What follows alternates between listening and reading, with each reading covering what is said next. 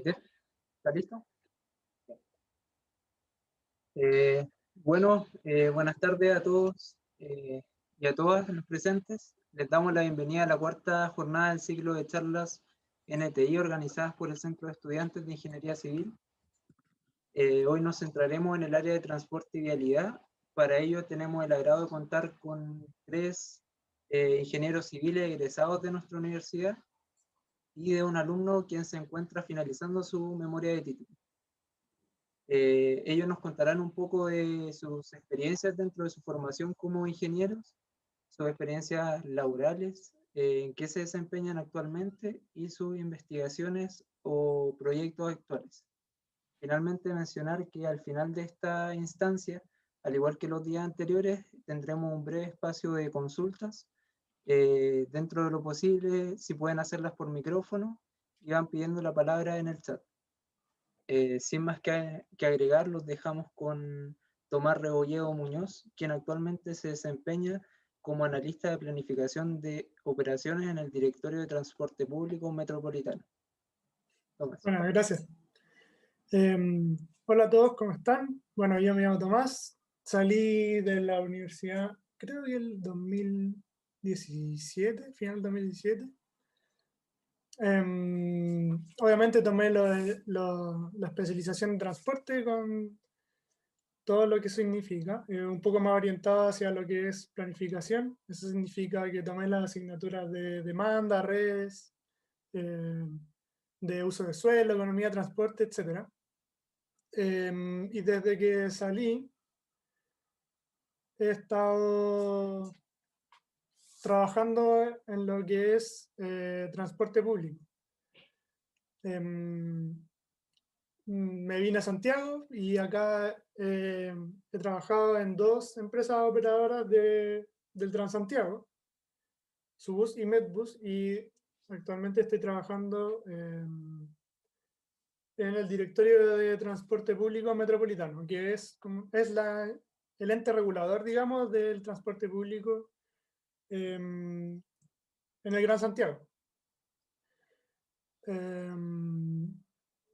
Bueno, ahora, para ir como más o menos al grano, o sea, algunas cosas que hay que tener en cuenta. Respecto de la especialidad de transporte, yo les diría que primero se las recomiendo. Y aclarar que se diferencia un poco, especialmente el área de planificación, o sea, la parte más de planificación, se diferencia un poco del resto de la ingeniería porque trabaja mucho con personas. Entonces, está muy inmersa en lo que es la ciudad y eso hace que uno tenga que interactuar con muchas otras áreas del conocimiento, digamos, no tan solo ingeniería y arquitectura como sucede como habitualmente para nosotros los ingenieros civiles, sino que también mucho al ser personas con ciencias sociales, con geografía, urbanismo, especialistas de la sociología, antropología, etc. Entonces, es muy completo. Y en ese mismo sentido, el principal laboratorio para estudiar a las personas es la ciudad. Y con todo lo dinámico que puede ser un sistema de ese tipo. Entonces, es algo, en el fondo es un área muy compleja y por lo mismo también súper entretenida. Ahora, ¿qué más les puedo contar sobre el área? Bueno, ya probablemente conocen a los profesores, siempre excelente, digamos, nivel de ellos. Amplio currículum y bueno enseñando también, así que eso se agradece. Y no sé, tengo yo la impresión que dado el contexto en que me ha tocado desenvolverme, y con las personas que me ha tocado compartir, digamos, en mi vida laboral como compañero, ingenieros y no ingenieros, de Universidad de Chile, Universidad Católica y así muchas más. Siento que siempre he tenido las herramientas como para estar como a nivel de cualquiera. Así que por ese lado también transmitir como esa tranquilidad a los compañeros de que hay, o sea, la universidad finalmente te entrega las herramientas que te sirven para, para responder respecto de lo que se espera de ti como ingeniero civil. Ahora, ¿cómo hago para compartir pantalla? Lo voy a mostrar un poquito. ¿Se ve o no se ve? Sí se ve. Sí, se ve. Sí, chuta. A ver, que no le pego mucho al zoom, así que... Ya, bueno. Ya, les voy a contar rápidamente como más o menos cómo funciona el sistema de transporte público de Santiago y qué roles son los que nosotros podemos tomar como ingenieros civiles dentro de este mundo. ¿Cómo hago aquí? A ver. Ya, el sistema de transporte público de Santiago, que es de lo que más les puedo conversar. Ay, me equivoqué. Chuta, esta no era la presentación. Ya, bueno, no importa. El sistema de transporte público de Santiago, en el fondo, responde a la necesidad de movilidad de toda la provincia de Santiago, que son 32 comunas, más San Bernardo y Puente Alto. Y es un sistema que es integrado, y eso significa que yo puedo, con un mismo pasaje, usar o sea, varios buses o varios metros, y en el fondo opera como un único sistema para toda la ciudad. Ahora, en la ciudad estamos hablando de una dimensión bastante grande, son 1 millón de viajes al año aproximadamente, entonces tiene mucha vida y tiene muchas condiciones, digamos, socioeconómicas, digamos, espaciales, geográficas, como bien particulares a lo largo de toda su extensión, pues, como también es Concepción en realidad. Y, y el rol de cómo se regula todo esto, está el Ministerio de Transporte, que básicamente regula todo, y está el Directorio de Transporte Público, que regula como el transporte, las micros de colores podría ser, sería como el equivalente en Conce, o sea, las micros azules es el equivalente en Conce, y la Seremi que regula todo el resto del transporte en la ciudad. Ahora, el rol del Directorio de Transporte Público es dirigir un poco lo que es el sistema integrado, que es el metro, el metrotren y las micros del Transantiago. Principalmente buscando como el equilibrio operacional y financiero de este sistema, porque en el fondo todo opera como una sola gran caja, digamos. Es un solo sistema y por lo tanto desde el punto de vista financiero, todo lo que entra se tiene que distribuir entre todos los participantes y a su vez tienen que responder todos juntos a la demanda de personas. Entonces, ese es como el rol del Directorio de Transporte Público, como coordinar a estas instituciones, mantener como el equilibrio financiero del sistema y a su vez lo principal que es responder a las necesidades de movilidad de la gente. Ahora, para hacerlo, la verdad es que el tren suburbano, que es el Metrotren, y el metro, que todos conocen, son, desde el punto de vista operacional, entes como autónomos. Entonces, el metro no debería ser así, pero el metro opera bajo sus propios parámetros y sus propias condiciones, digamos, en términos de cuántos trenes colocar, a qué hora y todo eso. Y lo mismo el Metrotren. Y por otro lado, los buses son un mundo aparte, en que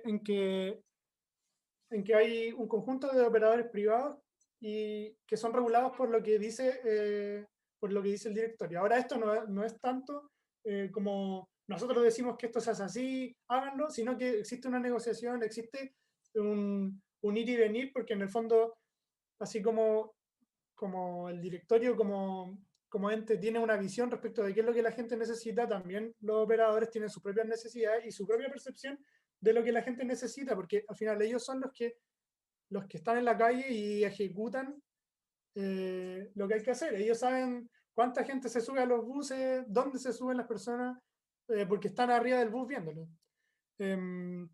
Ahora, entonces, dicho esto,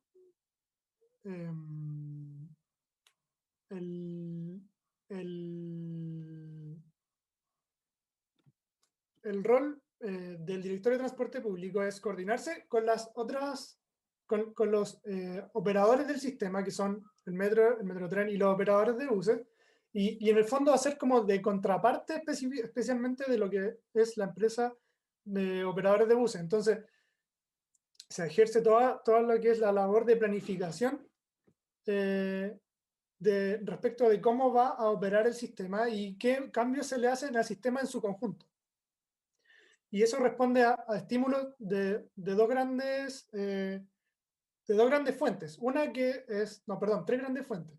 Una que son las empresas operadoras, o Metro, o Metrotren. Otro que es el gobierno, digamos, con todo lo que tenga que ver con políticas de transporte y otras. Por ejemplo, todo lo que está pasando con la pandemia afecta los horarios de vida, o sea, los horarios en que la gente hace sus cosas, y por lo tanto tiene que haber una respuesta desde el punto de vista del transporte, de cómo funciona el sistema, y eso es algo que alimenta un poco lo que es la operación del día a día del sistema, y eso también es rol del directorio más o menos coordinarlo. Y por otro lado, y más importante creo yo, que es en el fondo recoger un poco las necesidades de la ciudadanía, ya de diversas fuentes. Puede ser personas naturales, juntas de vecinos, municipios, agrupaciones, digamos, colectivos, etc. Y es la responsabilidad del directorio, en el fondo, intentar dar solución a las necesidades de todas estas personas o grupos de personas. Y en el fondo, buscar el equilibrio entre estas tres entes, entre los operadores, los usuarios y los representantes, digamos, de instituciones, otras instituciones estatales. Bueno, para ir aterrizando un poco la cosa, ¿qué rol puede jugar un ingeniero civil dentro de todo este mundo? Hay muchas partes, digamos, dentro de lo que es el transporte público, al menos en la ciudad de Santiago. Están los operadores de buses, que siempre necesitan ingenieros para hacer la planificación, para hacer control de operaciones, en el fondo para hacer propuestas, para hacer mejoras, optimizaciones, y en el fondo decidir en conjunto con el directorio por dónde van a pasar los buses, con qué frecuencia van a pasar los buses, y con todas las evaluaciones e impactos y análisis de impactos que eso significa. Por otro lado, bueno, eso incluye, podría estar extendiéndome mucho rato al respecto.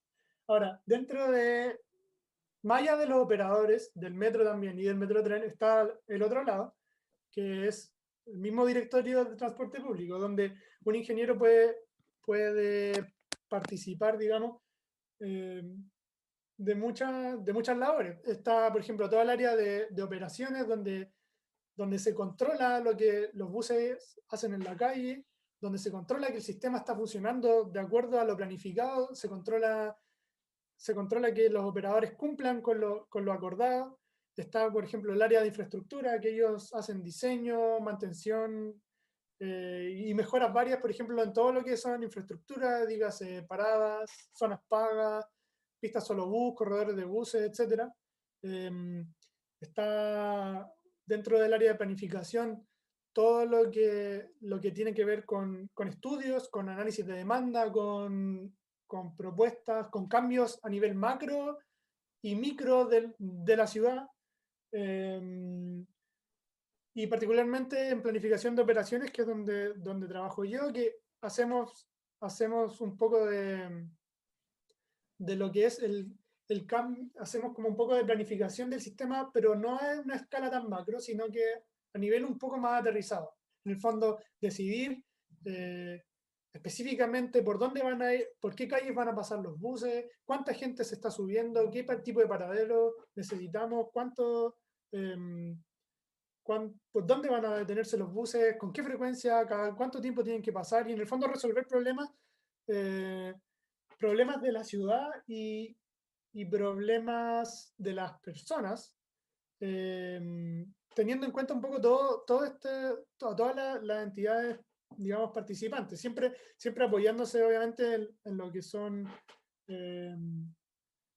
son estudios, en lo que son datos de terreno, en lo que es en todo el big data que se genera a raíz de las tarjetas VIP y cómo esa información que te ayuda a tomar decisiones también. Y en el fondo, en todas estas áreas que yo les menciono, hay ingenieros civiles que proporcionan no tienen necesariamente o sea, no son dueños de lo que sucede, pero que sí, con su formación, podemos con nuestra formación podemos aportar desde lo que es la ingeniería civil y específicamente el transporte a resolver problemas cotidianos de un sistema tan complejo como es la ciudad, sí, pero siempre con esa mirada un poco más de saber, de saber, de saber integrar las múltiples disciplinas que participan en todo esto. Eso es como a grandes rasgos. No sé si es que no sé si hay algo más que quieran saber o que les pueda contar ahora. Igual traté de hacerla cortita.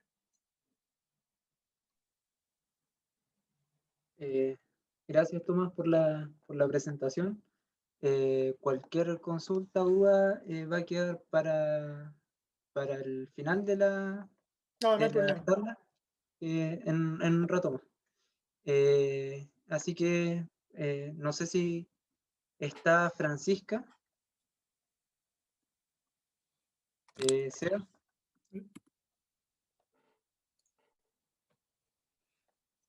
Seba, ¿habrá llegado Francisca? Estuvo un rato y se salió.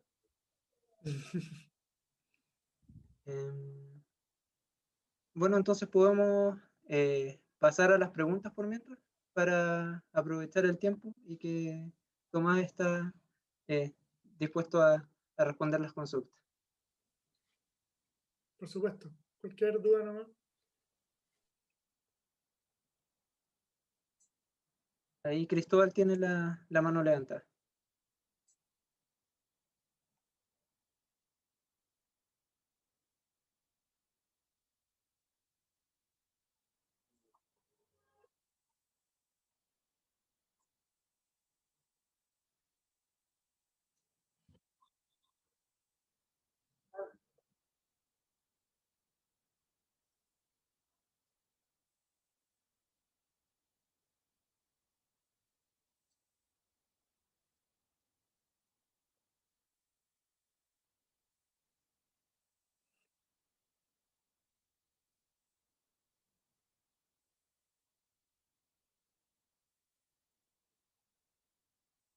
Ujú.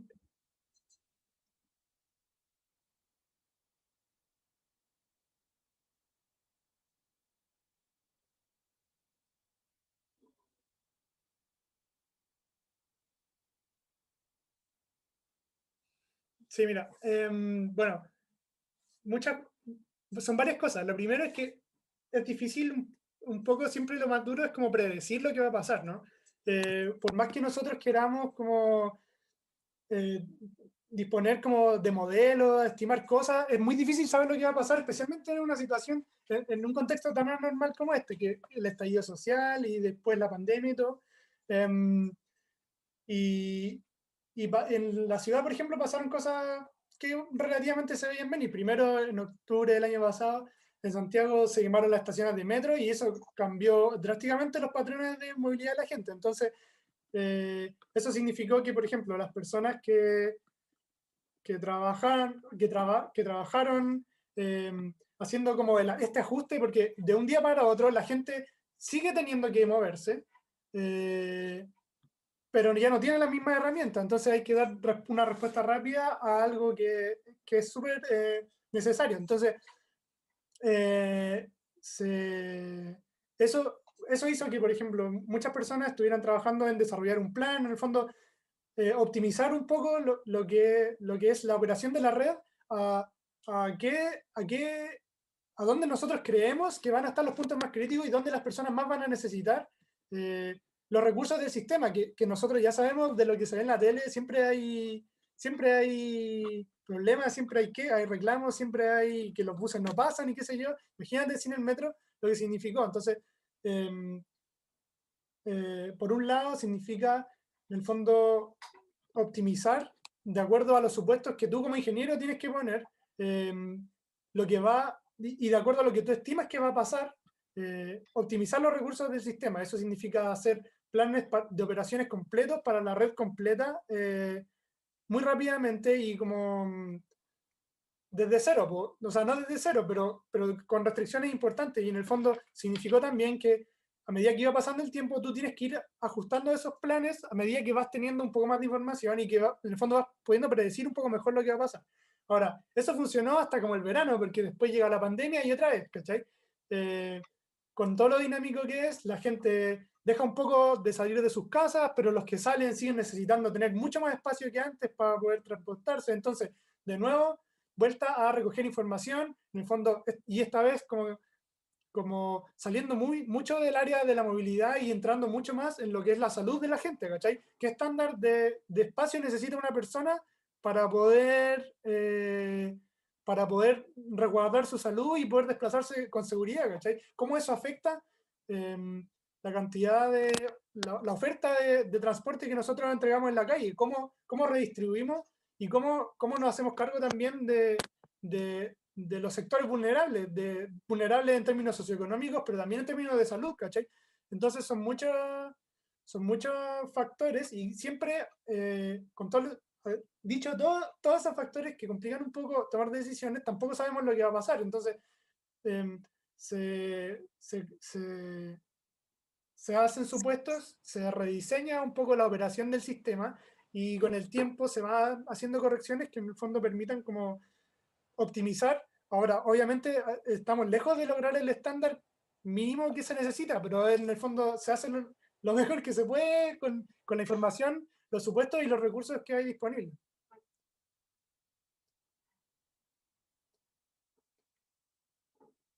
Parece que está Estefanía. Francisco, ¿no? Ah, O no sé y si hay más ahí preguntas. Hola, sí, una cosa, es una pregunta como bien, como fuera de lo técnico, en realidad es como bien tonta. Primero, sí, antes de preguntar, quería agradecerte por poder estar acá, de verdad que es un aporte tremendo que haces como a la comunidad, por decirlo así. Así que muchas gracias. Y ahora la pregunta, insisto, es como bien tonta, porque está como, no sé si la fama, no sé si qué tan tenaz así será, de que los de transporte son muy pocos. Igual, bueno, acá la gente que se mete también a transporte es muy poca. ¿Y cómo se ve, cómo uno se beneficia en el fondo de eso, de que hay poca gente en el trabajo, si es que hay poca gente? Bueno, es que, a ver, donde trabajo yo, no es que seamos pocos, pues si ¿Mm? comprenderás que de todas las universidades que tienen como la especialidad de transporte llega gente a trabajar ahí, entonces no somos realmente pocos. Ahora, uno piensa que probablemente deberían ser más, sí, probablemente deberíamos ser más, pero tampoco es que haya como un gran déficit. En el fondo igual existe como un equilibrio respecto de tengo la impresión yo, existe como un equilibrio a medida que van creciendo las ciudades, como de cuánto se necesita y cuántos ingenieros en transporte van apareciendo. O sea, desde mi perspectiva. No sabría responderte en realidad No, respecto de no, los pero demás porque sí, sí, solamente obvio, conozco sí, obvio. mi mundo y por ese lado, o sea, siempre, aunque seamos poquitos, o sea, somos poquitos y por lo tanto siempre se van a necesitar, o sea, da la impresión de que con un poco más podría ser mejor, pero con los que estamos en general yo creo que hay respuesta igual, entonces Bueno, está como ese equilibrio por el momento. bueno, gracias. Sí, dale. Bueno, vamos a dar paso a Francisca. No sé, Tomás, si puedes quedarte hasta después por si hay alguna otra consulta o si no, te dejamos libre de acción. No, Eh, espero hasta el final. O sea, me voy a ir un ratito porque tengo que seguir trabajando y ahí regreso como más adelante por si es que hay alguna otra duda. ya, ¿Les vale. parece? Sí, está Ya, súper. súper. Dale. Ahora me corresponde a Francisca Guerrero, quien actualmente se desempeña en Sañartu Ingenieros Consultores SPA, empresa chilena dedicada a servicios de ingeniería especializada en generar soluciones de gestión y asesoría técnica en proyectos de infraestructura. Francisca, eh, ¿Se escucha? sí, Ah, ya, ok. Espérate, a ver, que puede que me pille un poco la tecnología.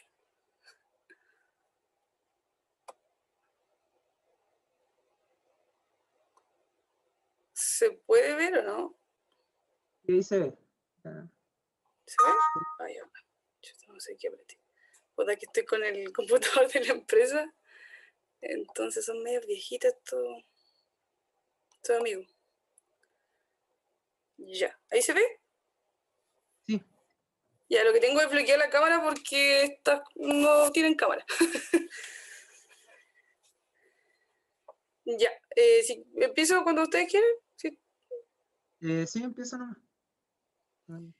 Ya, bueno, yo soy, como presentaron, soy Francisca Guerrero, soy ingeniera civil y tengo un magíster en ciencias de la ingeniería en la misma UDEC. Estoy trabajando acá en la carretera austral. Estoy ahora literalmente salí, me escapé un ratito del trabajo y trabajo para la empresa Sañartu, que es una empresa de inspección fiscal a las obras de viales que se hacen por estos lados. Entonces, ¿en qué quiero enfocar lo que les voy a decir? La verdad es enfocarlo en relación a qué se hace en la zona, no a nivel nacional, porque no me manejo a nivel nacional, sino me manejo cómo se trabaja acá en la zona sur. Les voy a contar primero sobre mi práctica. Bueno, ahí agregué un par de fotitos. Mi práctica la hice el 2014 en esta zona, específicamente en el mismo sector que estoy trabajando ahora. Yo trabajé en la obra básica, que es cuando hacen tronaduras, cuando empiezan a instalar lo que son las obras de drenaje, bueno, eso principalmente, en el periodo entre enero y febrero. Trabajé en dos empresas, en San Felipe, que era la empresa contratista, la constructora, y la empresa Sañartu, que era la asesoría a la inspección fiscal. Aquí puse un par de fotitos, su típica selfie, ahí con algunos del equipo de trabajo.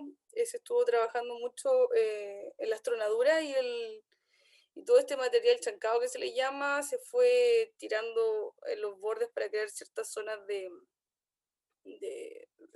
¿cómo llamarlo? Para que la gente se detenga y pueda sacar fotitos y cosas así. Y fue una experiencia muy entretenida aparte porque conocí mucha gente. Aquí se trabaja con equipos de trabajo bien grandes, con muchos maestros, muchos choferes, muchos que manejan maquinaria. Entonces se arma un buen equipo de trabajo y acá, bueno, en la Patagonia están los asados, no sé si se ve ahí una foto de un asado al palo que se hacen acá. Bueno, lo entretenido de las prácticas acá es que tú pasas por varias áreas. Aquí está el área administrativa, está el laboratorio, lo que es terreno, lo que es topografía y lo que es medio ambiente. Entonces, las prácticas en sí consisten en que tu tiempo te lo dividen por cada sector y tú vas aprendiendo en cada uno de ellos. La parte administrativa, bueno, la parte administrativa a mí me sirvió harto ahora que estoy trabajando.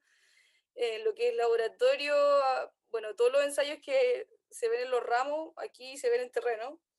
En terreno lo bacán es ver ese tipo de solución de problemas que tiene que ser así súper rápido y los tipos son secos y lo solucionan de una. Eso se ve acá y bueno, topografía, en medio ambiente, que son áreas también interesantes de observar en lo que es la práctica. Ya, pues entonces aquí sale cómo podemos trabajar acá. o donde nosotros, no sé, yo me acuerdo que cuando salí de la carrera dije, ya, ¿y ahora qué hago? ¿Cómo busco pega? ¿Dónde me meto? Ya, lo importante es saber que acá todo se maneja a través del MOP. El MOP es el mandante de este tipo de obras. Existen por dos lados. Tenemos por un lado el estudio, que son las personas que hacen todo lo que tiene que ver con puentes, específicamente diseño vial, que es lo que yo más me enfoco, pero esos son personas que trabajan directamente en el MOP.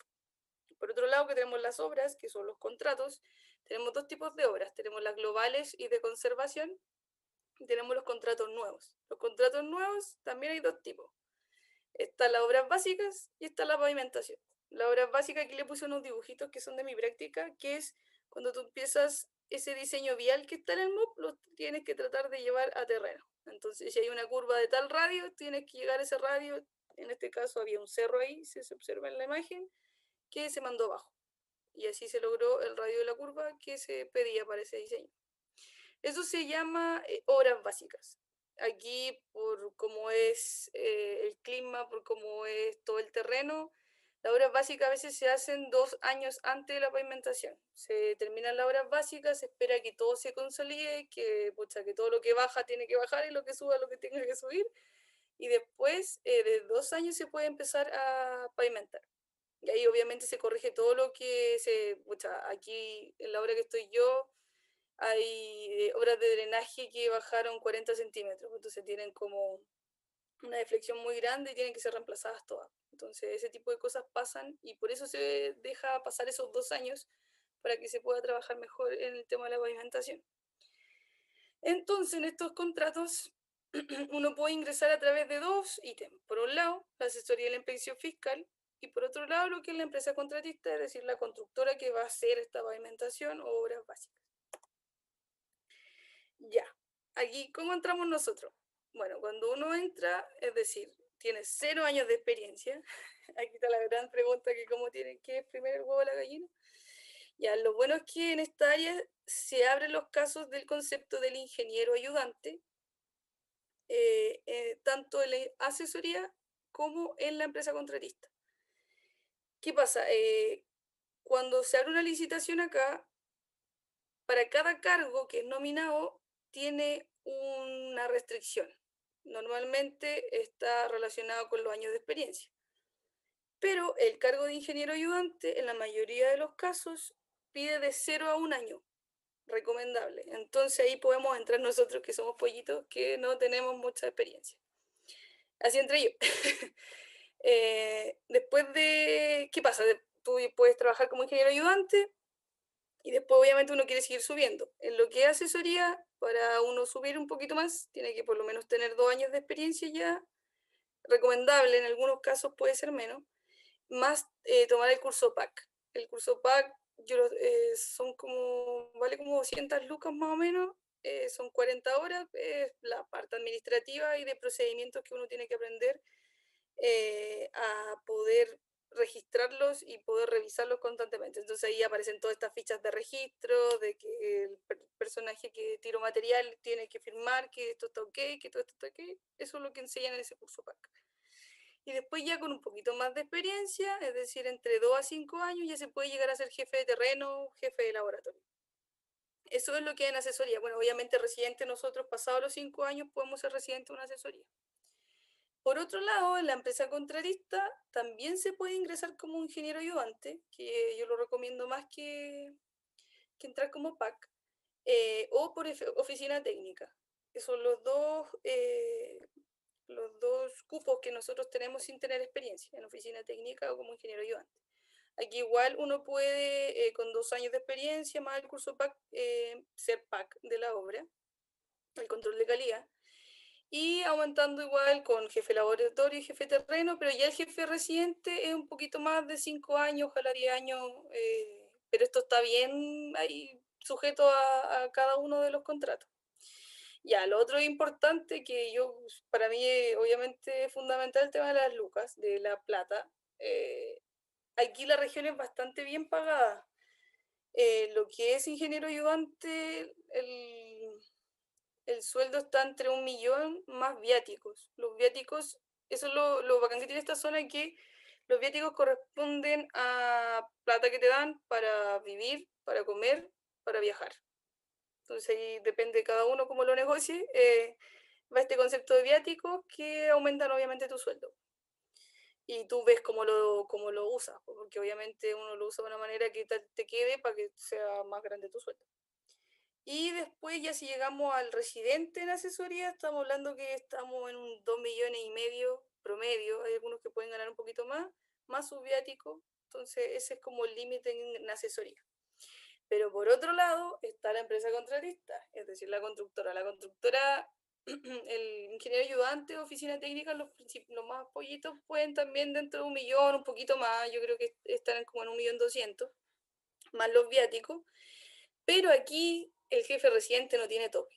El jefe residente obviamente va a depender de los años de experiencia, de cuánto él valga, porque para una empresa constructora tú vales dependiendo de cuánta plata le haces ganar.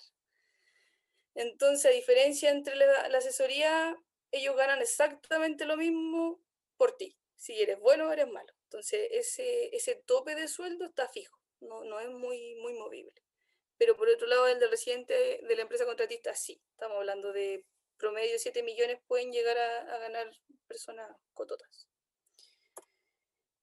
Puse un poco de los ramos. A mí me ha pasado que me ha tocado ver, yo estoy en la asesoría, y en la asesoría lo que más hacemos es revisar el proyecto, revisar cosas en terrenos que van ocurriendo. Mira, aquí agregué una fotito donde uno de los camiones aljibe que estaba trabajando en la compactación del material que se estaba tirando se enterró. Se me acercó mucho al borde y se enterró. Y esos problemas se tienen que solucionar en el momento, porque si no todo se atrasa y todo se queda hacia atrás. Acá hubo un derrumbe gigante, esto fue el año 2018, si no me equivoco, cerca de Puyuhuapi. Hubo un derrumbe gigante a las 5 de la mañana, el inspector fiscal se le llamó, tuvo que llegar allá en barco, pero impresionante. Si se ven ahí, esos son retros que están tratando de sacar todo el material. Por suerte no había nadie en el camino, así que eso es algo positivo. Y también agrego imágenes de trabajo en asfalto y otras partes del terreno. En relación a los ramos, lo que les decía es que lo bacán de esta área es que te mezcla todo. Tú vas a ver desde geología para saber qué tipo de roca están trabajando, para ver las tronaduras, la topografía, es muy importante para la parte del diseño. La hidráulica y de hidrología, a mí me ha tocado verla mucho en el tema de la extracción de áridos que hacen acá. Obviamente si llegan a los ríos necesitan áridos para poder hacer tanto el hormigón y para tirar material de sus bases o base al terreno. Y por otro lado, bueno, ahí se ve la mecánica del suelo. El laboratorio trabajan con todos los ensayos que nosotros vimos en los ramos de suelo y no, ya ni me acuerdo cómo se llama, geotecnia creo, se ven acá.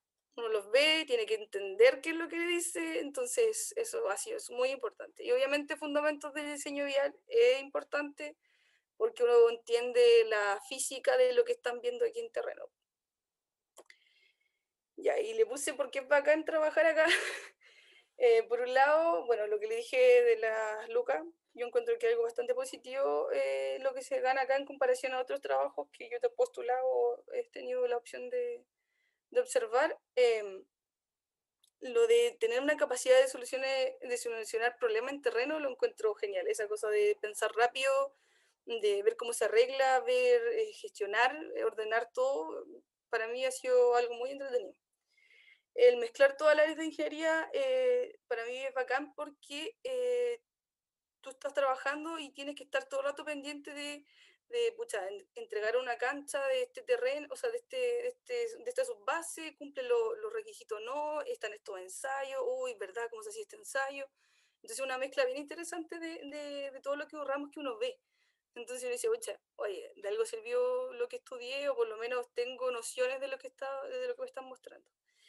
Y el tema de viajar, a mí me gusta mucho, yo trabajo en un turno 20x10, estoy 20 días trabajando corrido acá y tengo 10 días para hacer exactamente lo que yo quiera, así que me pagan los pasajes, así que yo viajo a mi casa normalmente, o bueno, ahora por pandemia ha sido un poco más complicado, me ha tocado quedarme algunas bajadas acá, pero en otras estoy viajando igual a mi casa. Y acá me ha tocado ver mucho el tema del clima, como me ha tocado que se pone a nevar fuertísimo de un momento a otro, o hace un frío, un viento impresionante, pero son paisajes hermosos que pucha, uno dice, qué bonito tu país. Y eso es lo principal que quería hablar. Y ahí agregué una frasecita que es muy clásica de acá, que acá en la Patagonia el que se apura pierde su tiempo. Eso.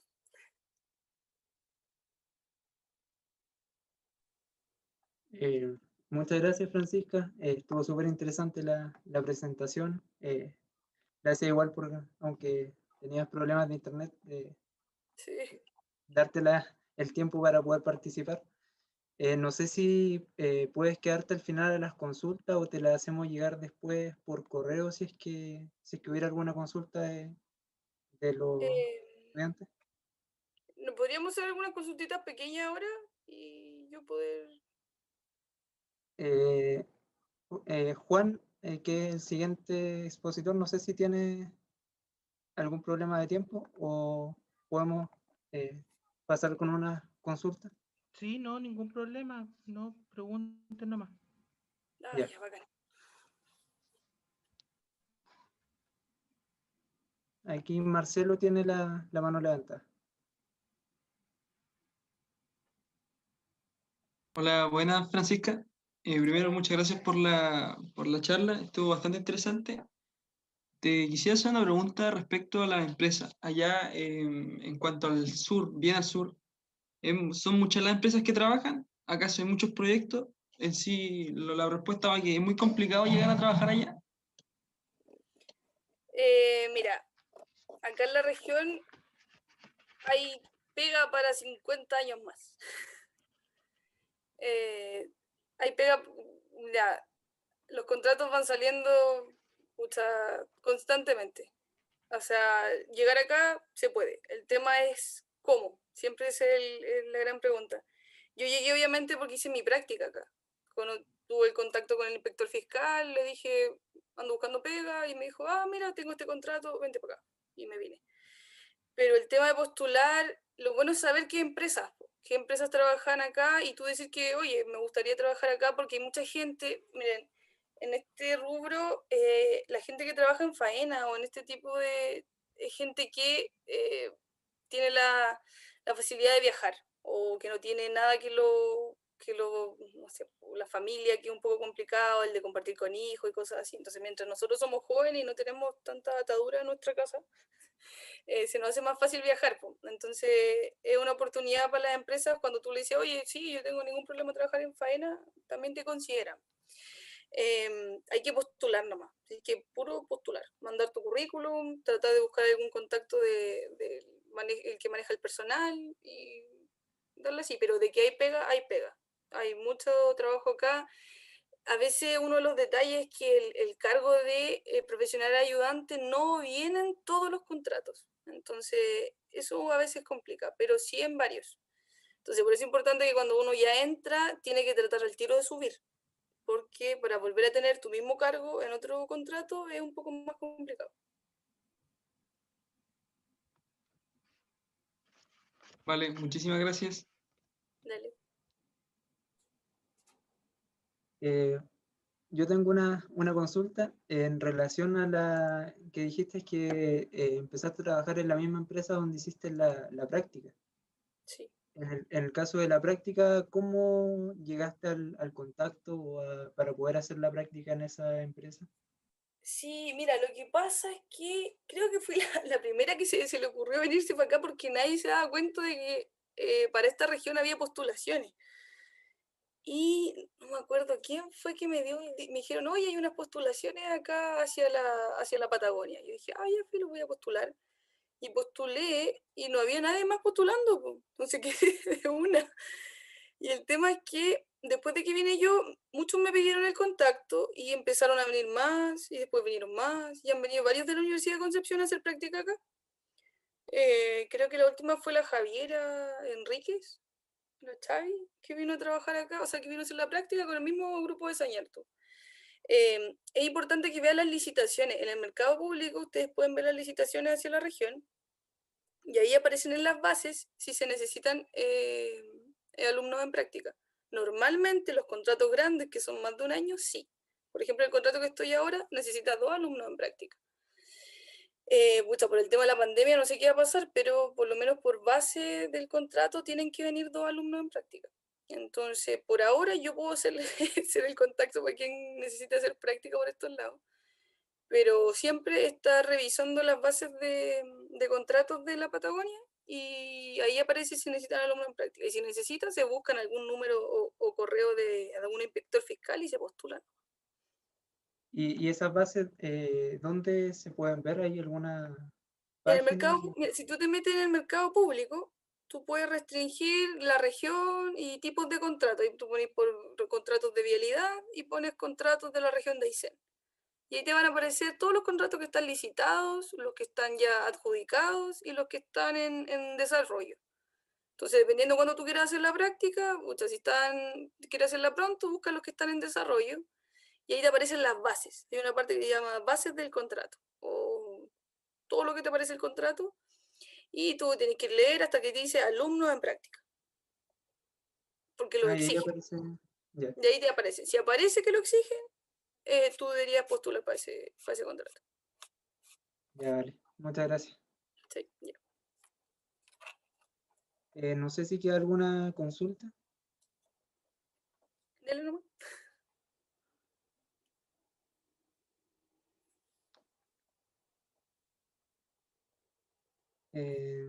Al parecer no. Bueno, agradecerte, Francisca, por darte el tiempo y por la presentación que estuvo súper buena. Sí, pues la idea es que, pucha, yo no sé si cómo están las generaciones ahora, pero cuando yo lo vi, casi nadie se fue para el área de Vial. Entonces, yo encuentro que es un área súper buena, es súper interesante y tiene rasgos que, pucha, yo nunca quise estar sentado en una oficina todo el día. Y si alguien lo ve desde ese punto de vista, esto es un área que es para ellos. Así que yo lo recomiendo a full. Gracias. Bueno, para continuar, ahora corresponde que presente Juan Cofré, que actualmente se encuentra finalizando su memoria de título que lleva por nombre Validación de una matriz origen-destino obtenida a partir de un sistema de conteo automático de pasajeros. Y quien además formara parte de nuestro centro de estudiantes por varios años hasta comienzos de este año. Por muchos años. ¿Me escucho bien o no? Que tuve un problema con el micrófono, creo que se me escuchaba muy despacio. No sé si me Sí, sigo ahora se escuchando escucha. bien. Ya, No, ahora se escucha bien. ya, bacán. Eso, bueno, gracias por la presentación. Sí, como bien dice, actualmente estoy en el último tramo ya de lo que es terminar la defensa, la defensa de la memoria, lo último que me falta, la investigación ya está prácticamente lista, tengo que terminar de confeccionar el borrador y al mismo tiempo que soy memorista, soy tesista del programa de magíster de la U. Tengo ya también la tesis inscrita bajo la misma línea investigativa. Y eso, ¿no? La verdad han sido 6 años que se han pasado más rápido de lo que creía. Y bueno, sobre todo ahora los últimos 2 años, 3 años, ¿no? Que es la parte de especialización. También ha estado bacán. Y bueno, voy a hacer unos comentarios ahora durante la presentación que voy a empezar a compartir ahora. Espero hacerlo bien porque tampoco estoy muy habituado a usar Zoom. Ay, sí, no sé si se ve o no, sí. Sí, sí se Sí, ve. sí, Sí. está bueno. Pero está en la parte del... Ahora sí.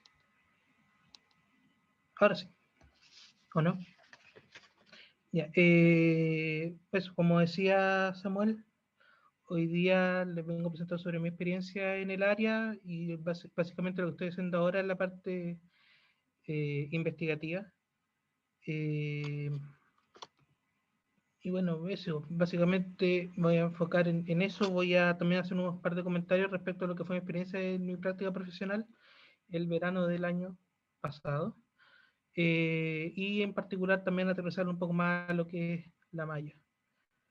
Bueno, actualmente mi memoria de título está enfocada en un proyecto que va en apoyo a la gestión operacional del transporte público mayor a través del uso de tecnología PC, que bueno, el acrónimo en inglés para conteo automático de pasajeros.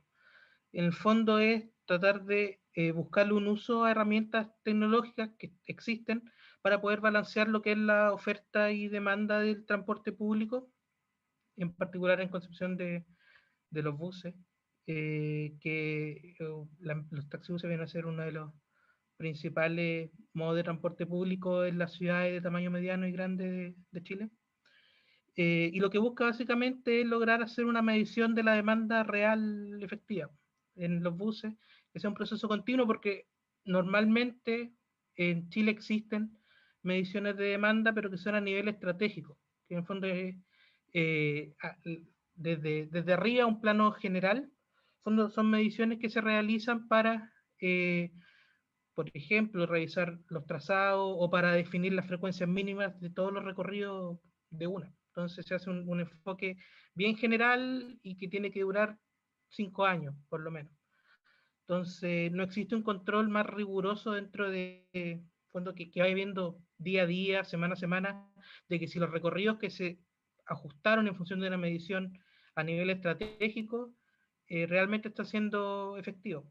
Entonces lo que se busca es lograr a través de sensores tipo cámara, ¿no es cierto? Acciones de cámara como la de la imagen, que se procesa la imagen y van contando los pasajeros que van subiendo y bajando, o a través de mantas de presión que se pueden colocar en los peldaños de la entrada de los buses, y que también identifique cómo va entrando y saliendo la gente, o puede ser incluso más refinado y utilizar receptores inalámbricos que vayan detectando los dispositivos de los usuarios que van entrando que van continuamente en el bus. A diferencia de los primeros receptores, lo que tiene esto de inalámbrico es que uno puede identificar a las personas por los dispositivos. Entonces, por ejemplo, uno puede identificar, individualizar cada uno de los usuarios del sistema y puede saber efectivamente dónde se sube y dónde se baja. Por el contrario, cuando utilizamos cámaras, que es el gran enfoque que tiene mi memoria, cuando usamos cámara, lo que se tiene es que se tiene donde la cantidad de personas que se suben y se bajan por cada paradero, pero no la identifica. La cámara no es capaz de reconocer que una persona se subió en un paradero y se bajó 3 paraderos después. Solamente considera volúmenes de entrada y de salida. Y de esta forma entonces no es capaz de identificar la distribución de los viajes. Entonces, mi memoria tiene por objetivo, como bien dice el título y bien decía Samuel, es poder elaborar y validar matriz de origen-destino a partir de procesamiento de imágenes de cámara de los buses. Pues, si alguien que está viendo la presentación no está familiarizado con el concepto de matriz de origen-destino, básicamente es una tabla donde yo ordeno la distribución de los viajes en un área determinada. Por ejemplo, si nosotros quisiéramos hablar de Concepción, el Gran Concepción, y ver todos los viajes que se realizan en general, uno podría hacer una matriz de origen-destino de cómo se va moviendo la gente en las distintas comunas. Podemos contar cuánta gente se mueve de Concepción a Talcahuano, de Concepción a Chiguayante, de Concepción a San Pedro, o dentro del mismo Concepción. Y entonces este concepto de matriz de origen-destino, que normalmente se utiliza para planificar en términos urbanos, zonificaciones en fondo a nivel de barrio, de comuna, también se puede aplicar a lo que son las líneas de transporte público. Entonces ahora cuando hablamos de zonas no hablamos de grandes extensiones, sino que podemos hablar solamente de paraderos. Podemos ver cómo está operando la línea a lo largo de todos los paraderos que tiene. Bueno, esto igual es un spoiler de lo que hace la presentación, que ojalá sea pronto, pero eso básicamente es cómo yo puedo elaborar matriz de origen-destino para una línea de buses particular, teniendo cámaras que cuentan la gente que va subiendo y bajando a lo largo del recorrido. Como comentario también, señalar que este es un proyecto que está financiado, tiene plata FONDEF del CONICYT. Es un proyecto en el fondo que es interdisciplinario dentro de lo que es la ingeniería, porque agrupa también profesionales de otras disciplinas de la facultad. que es bastante completo también. Y en ese sentido, en el fondo, también es destacar pues, de que los académicos, bueno, dentro de todo el departamento, pero también dentro del transporte nos encontramos con que están trabajando, cuando investigando a profundidad y siguen participando en proyectos de fondos públicos. Bueno, eso es un ejemplo de cómo se está. Yo no sé si a todos les sale la cajita de los contactos, ¿no? Porque si no me está tapando aquí unas fotos que tenía acá abajo. Pero está el recorrido que es parte de la investigación, que es la flota Centauro, en particular es el 44A, que es el sentido ida, que se puede ver de que opera en antihorario, cuando parte en la población de Diego Portales y termina en la clínica Bio Bio.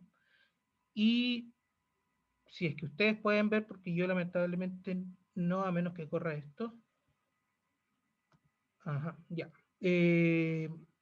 Abajo de mi cuadrito, al menos, no sé ustedes, aparecen dos matriz de origen-destino, no con números, pero es un mapa de calor en el fondo, que muestra cómo la distribución de los viajes se va desarrollando en dos recorridos de las distintas horas del día. Eso también es importante, que sabemos de que los viajes se generan con distintos fines en distintas horas del día.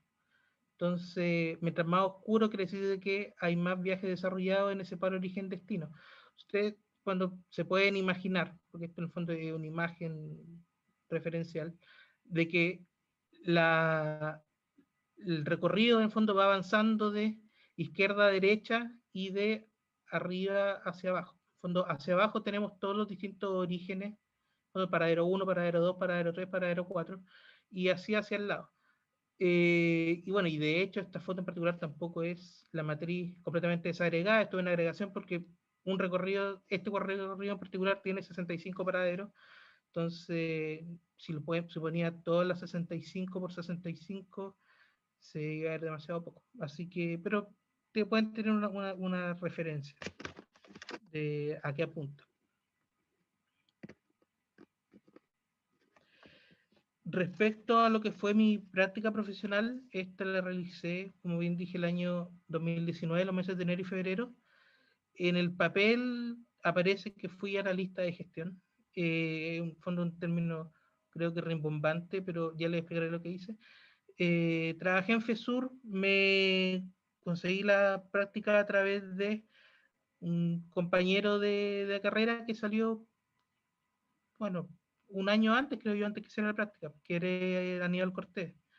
Y en FESUR también me encontré con otros compañeros, está el Andrés Pino, y otros compañeros que, bueno, yo no tuve oportunidad de compartir la universidad con ellos porque salieron antes que yo entrara, pero definitivamente los profesionales de ingenieros transportistas en FESUR, al parecer eran todos de la UDEC. Y en realidad, o sea, considerando que el área de transporte de la UDEC es una de las pocas que están enfocadas para ingenieros civiles dentro de las universidades. Tenemos la Chile, la Católica, y en particular en el sur va a ser súper fácil encontrar ingenieros transportistas de la UDEC. Bueno, ¿qué hice yo como analista de gestión? Básicamente trabajé revisando la formulación de proyectos, en particular estábamos trabajando en proyecto de revisión del sistema de biobús, de combinación del bus con el tren. Estaba trabajando bueno, en realidad es curioso ahora que lo vengo a pensar, porque efectivamente también estaba hablando, revisando la medición de demanda, solamente que ahí lo hice a mano, me iba a la micro y me subía y iba contando a la gente que iba subiendo y bajando en método manual. ¿Qué más? Estuve trabajando bien en la estadística de los usuarios de la afluencia en todas las estaciones, día a día, y lo iba comparando resultados en función del año anterior. Trabajé también en un proyecto de tarificación más equitativa en cuanto a cobro por kilómetro, que es las imágenes que pongo abajo. Si ustedes son habituados a viajar en Biotren, sabrán de que se tiene que cancelar una tarifa por zona, cuando las estaciones están agrupadas en zonas y en función de eso uno va pagando las tarifas por el viaje. Entonces había propuesto, bueno, me tocó revisar, eliminar el sistema de zona y trabajar directamente estación a estación. Y bueno, el último cuadro en el fondo representa, bueno, mientras más verde, más disminuía la tarifa por kilómetro, y más rojo es que aumentaba el precio por kilómetro. Y todos estos elementos, obviamente, con el fin de que tampoco generar pérdidas para la empresa. O sea, tampoco la idea era bajar los precios a todos los países en destino, porque si no, se dejaban de percibir ingresos. Bueno, eso básicamente. Estuve trabajando en qué más. Bueno, también dentro de la formulación de proyectos estuve trabajando en lo que era la zona paga en la estación de intermodal de Concepción, que se está evaluando poner un recinto especial para hacer la transición del tren al bus y no en el fondo que se atiborraran en la angosta vereda que hay afuera de la estación. Estuve también consultando lo que era el sistema de BioBici para reflotarlo, que originalmente hace tiempo existía este sistema de arriendo de bicicletas que había dejado de operar por un tiempo y la verdad actualmente no sé cómo estará funcionando. Puede que definitivamente no haya salido a flote el proyecto. Pero eso, bueno, estuve, como bien digo, casi 2 meses. Fue una muy bonita experiencia y me gustó mucho y bueno, quién sabe si podré volver ahí, pero para eso tengo que terminar la memoria primero, así que hay que ver qué pasa con eso.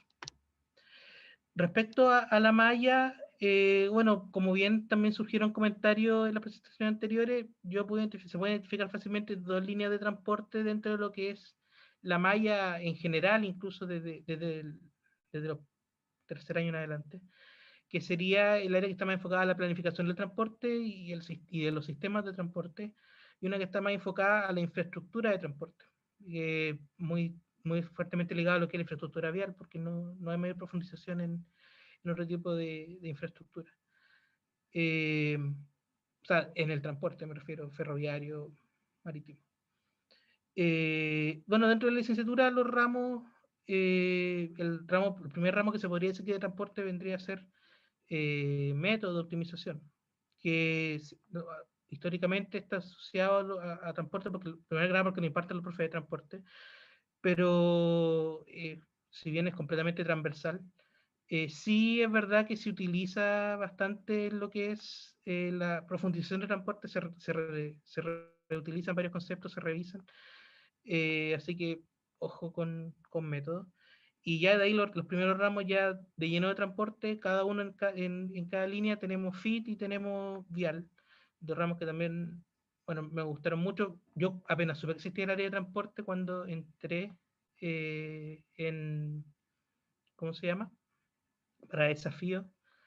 Al tiro supe que iba para allá. O sea, fue no sé si una corazonada, un enamoramiento a primera vista, pero yo decía que iba a terminar aquí. Y bueno, así fue. O sea, ya después, en definitiva, ni lo pensé cuando pasé a quinto y bueno, se ve al tiro que los electivos obligatorios de todas formas del área están muy enfocados en la planificación más que a la infraestructura. Porque están muy enfocados, claro, pues a lo que son los modelos, tenemos demanda, redes, tenemos tránsito, que está más enfocado a la operación dentro de la infraestructura. Y bueno, como bien decían, como son ramos históricamente, o al menos en mi caso en particular, definitivamente, de pocos alumnos, eran cursos, no sé si personalizados, pero yo diría que los profesores, cuando terminábamos en un contexto donde claramente había mucho más intenciones de poder de que cada uno de nosotros entendiera bien para dónde iba la cosa, los conceptos. Entonces, era más, sí, es más personalizado, sí, con cosas. Yo creo que, no me gusta la palabra, pero no se me ocurre ninguna otra mejor en realidad para definirlo. Y bueno, tenemos después GIV, o bueno, GI ahora, que es gestión de infraestructura, que no es infraestructura vial.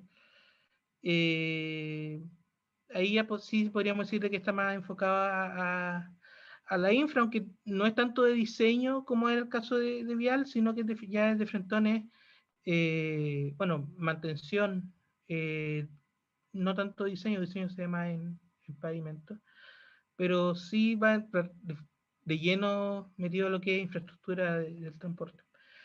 Y de los electivos, si bien tenemos una planta docente que igual es reducida dentro del área, no son pocos los electivos que hay para poder elegir. De hecho, en mi caso en particular, yo me saqué todos los ramos electivos de transporte. O sea, los ramos electivos que son de libre disposición, los ocupé estudiando ramos que eran del transporte, pero que no los tomaba por fondo porque necesitaba los créditos del área. O sea, yo tomé, por ejemplo, bueno, tomé proyecto de diseño vial, que es un ramo obligatorio para construcción, si no me equivoco. Tomé diseño de pavimentos, tomé seguridad vial.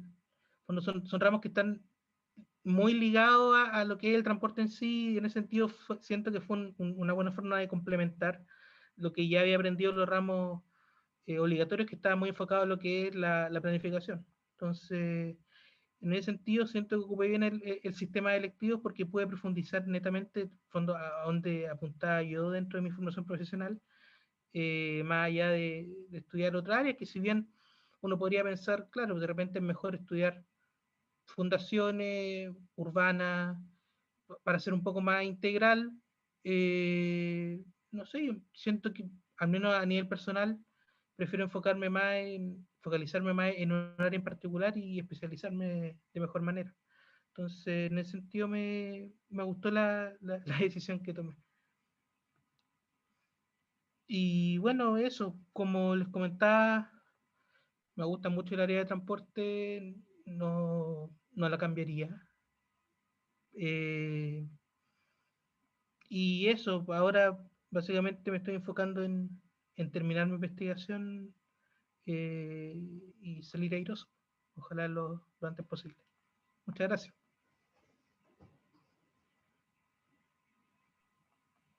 Gracias, Juan, por la presentación. Estuvo súper buena. No sé si puedes quedarte hasta el final de la siguiente exposición. Sí, Ya, sí. entonces ahí dejamos las consultas. Y pasamos a continuación con Pablo Cartes, quien actualmente se desempeña como investigador y asesor técnico en GESITRAN UDEC, y quien fue galardonado con el premio Avertis de investigación sobre gestión de infraestructura y servicios de transporte hace algunas semanas. Pablo. Hola a todos, voy a compartir de inmediato la presentación. Un segundo.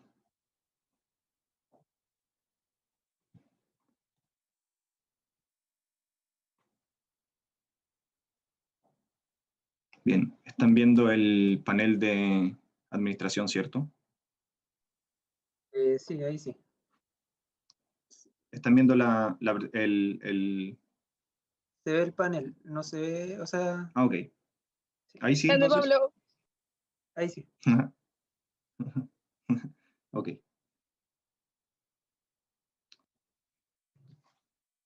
Pues bien, comienzo nomás entonces.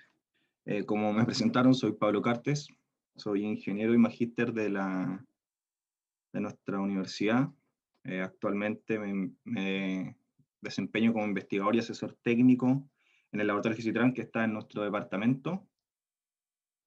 Y si bien salí de magíster el año 2019, sigo ligado a la academia, así que creo que soy una persona idónea para transmitirles mi experiencia.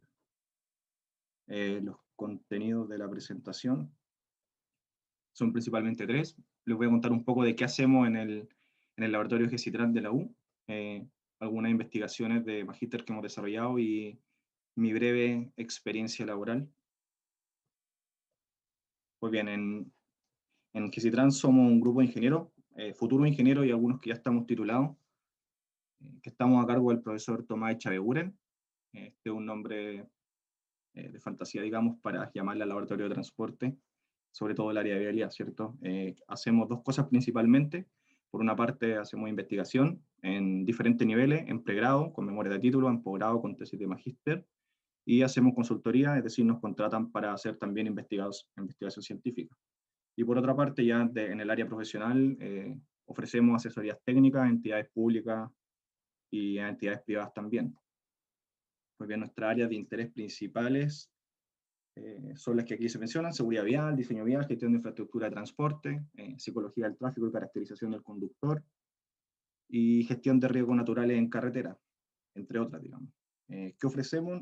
Quizás nuestro plus es habitar en los dos mundos. Primero, ofrecer investigación científica con un fuerte componente de ingeniería aplicada, y en caso opuesto, ofrecer ingeniería aplicada, es decir, asesoría técnica especializada con un fuerte componente académico, ya que, por supuesto, trabajamos desde la academia. Sí. Sí.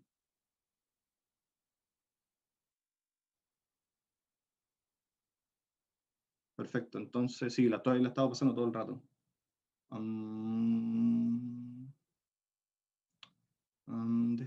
Déjenme observar qué ocurre. ¿Okay?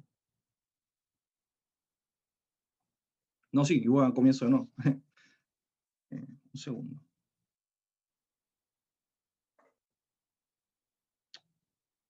Voy a...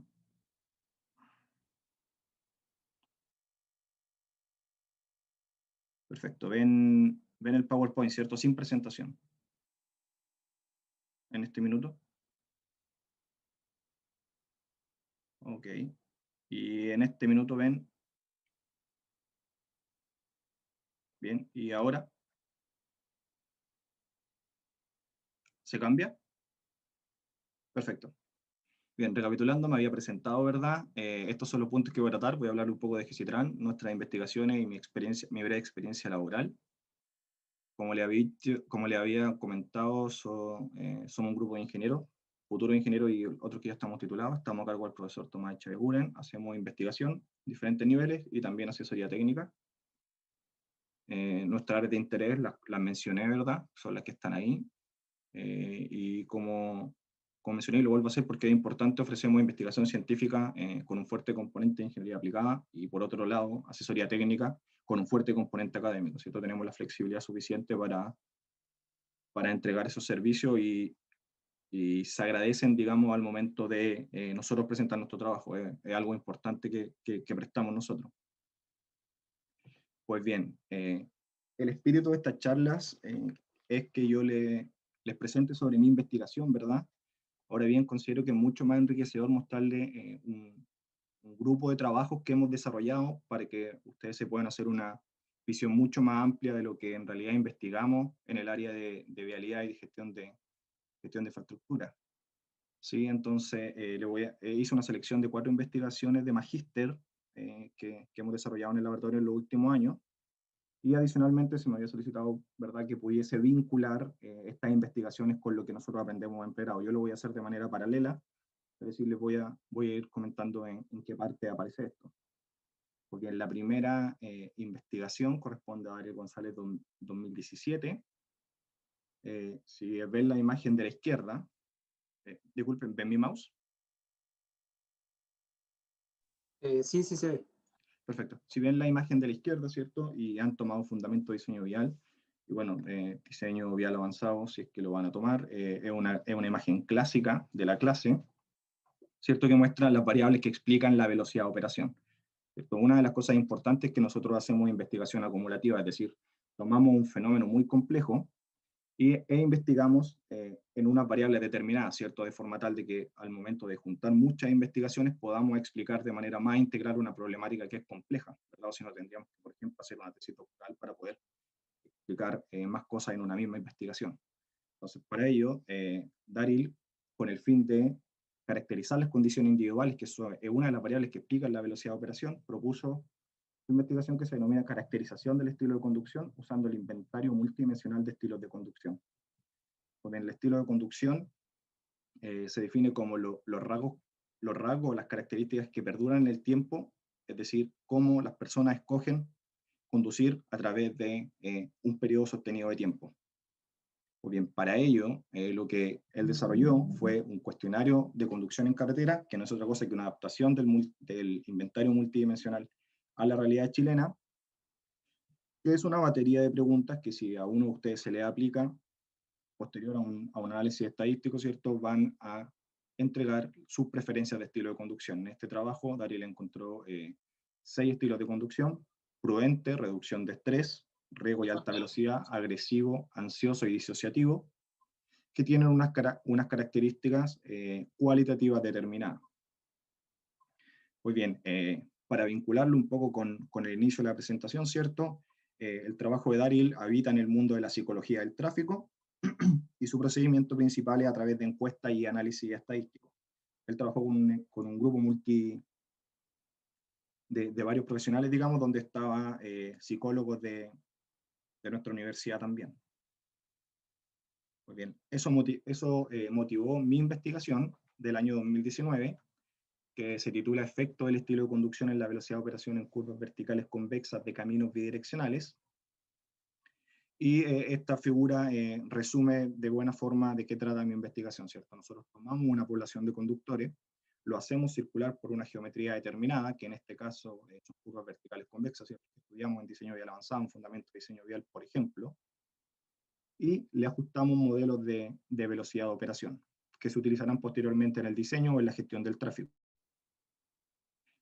Pues bien, ¿qué es lo novedoso, lo innovador de mi trabajo? Es que a partir del trabajo desarrollado por Daryl, ¿cierto?, caracterizamos individualmente a través de los estilos de conducción a la población de conductores. La premisa de la hipótesis era pensar que al diferenciar los conductores por sus características, ellos iban a adoptar posteriormente velocidades diferentes. Para comprobar si es que esto era real, lo que hicimos fue sacar a conductores a circular por diversos caminos de la región del Biobío y ajustarles modelos de velocidad de operación posteriormente en curvas verticales convexas. Si vemos en verde, en la línea que está en el centro, es considerando toda la población de conductores como una sola población, ¿cierto? Luego separamos en grupos de estilos, en grupos determinados con estilos de conducción determinados, y calibramos diferentes curvas de velocidad de operación, ¿cierto? ¿Qué es lo que podemos apreciar de esto? Primero que todo, que la velocidad aumenta a medida que aumenta la curvatura vertical, es decir, a medida que la geometría se hace menos restrictiva, la velocidad, por supuesto, es más alta, y que si consideramos a la población de conductores como una sola, estamos subestimando a los conductores que podríamos denominar lentos, y al revés, ¿cierto? Sobreestimando los lentos y subestimando los rápidos, ¿verdad? Pues bien, otro trabajo muy interesante es el de Francisca Guerrero, que acaba de presentar desde el punto de vista profesional, y es su trabajo que se denomina Análisis de la tarea secundaria como método de medición de la carga de trabajo del conductor en un simulador de conducción. Toda esta figura sí que es conocida de fundamento de diseño vial, que no es otra cosa que a medida que aumenta la carga mental, ¿cierto?, el desempeño disminuye. Existen dos zonas interesantes, la zona de desactivación y la zona de sobrecarga, ¿verdad? Es decir, cuando el trazado geométrico a uno le ofrece un trazado muy monótono, que puede ser, por ejemplo, una recta muy larga, aparecen fenómenos como la somnolencia y el aburrimiento, ¿cierto?, que puede inducir a accidentes, y en el otro extremo, cuando el trazado es muy demandante, ¿verdad? La carga mental es muy alta y también hay alto riesgo de sufrir accidentes. Pues bien, Francisca utilizó el simulador de conducción, que si ustedes han ido al laboratorio lo habrán visto, y lo que ella hizo fue, bueno, caracterizar geométricamente un circuito del simulador de conducción, ¿cierto?, y llevar a conductores a que condujeran en él, ¿verdad? Y le aplicó una tarea secundaria que fue, por ejemplo, operaciones matemáticas a medida que iban circulando por el trazado, ¿cierto? Entonces, ¿qué es lo que se esperaba encontrar? Que cuando el trazado fuese más exigente, es decir, por ejemplo, los radios, como se ve arriba, fuesen menores, la demanda de atención para poder llevar a cabo la tarea de conducción fuese mayor, y por lo tanto resolvieran menos ejercicios matemáticos, por ejemplo. Fue exactamente lo que ella encontró, y como podemos apreciar, ¿cierto?, en estos diagramas de caja y bigote, que la demanda de atención es mayor cuando el radio es menor, es decir, la geometría es más restrictiva, y la demanda de atención es menor cuando la geometrías más generosas, ¿cierto? Adicionalmente, aventuró una métrica para el desempeño, ¿cierto? Y lo midió como el error cuadrático medio, ¿cierto? ¿Qué esperaríamos nosotros? Que a mayor error nuestro desempeño disminuye y a menor error nuestro desempeño aumenta, ¿cierto? Y es exactamente lo que ve. Por supuesto, cuando la geometría es más restrictiva, es decir, cuando los radios son muy pequeños, el error cuadrático es mayor, por lo tanto el desempeño es menor. Y en caso contrario, el desempeño es mayor cuando el error cuadrático es menor, ¿cierto? Entonces es un buen resultado. Para continuar con la misma lógica, ¿cierto? El trabajo de Francisca entonces habita en el mundo de la seguridad vial, particularmente en el mundo del análisis de consistencia que se estudia en los ramos de pregrado, y su procedimiento fue en base a simulador de conducción, que es una herramienta tecnológica bastante innovadora, ¿cierto? Ella también trabajó con un equipo multidisciplinario donde desarrolló su investigación junto a ingenieros biomédicos, ¿sí? Se mueve eso. Pues bien, y el último trabajo que les quiero mostrar habita en otro mundo completamente diferente al que hemos analizado, y es el de la gestión de infraestructura vial ante riesgos naturales. Para ello, nuestro compañero Manuel Contreras, en el año 2018, propuso un procedimiento de modelación analítica para estimar la probabilidad de interrupción del tráfico por anegamiento de caminos interurbanos, ¿cierto? Entonces, bueno, los anegamientos se pueden producir, por ejemplo, por crecidas de río, que no es otra cosa, ¿verdad?, que ingresa agua al camino, lo inunda y los vehículos, por supuesto, no pueden circular, ¿cierto? Su trabajo comenzó por reconocer la diversidad de nuestra flota vehicular, ¿verdad?, y estimar las alturas de vadeo de cada uno de los vehículos, ¿cierto? La altura de vadeo no es otra cosa que la altura máxima en la que un vehículo puede estar cubierto de agua, ¿cierto?, sin verse afectado sus condiciones mecánicas ni eléctricas, es decir, que el vehículo puede circular, ¿cierto? Para ello, para hacer estas modelaciones, él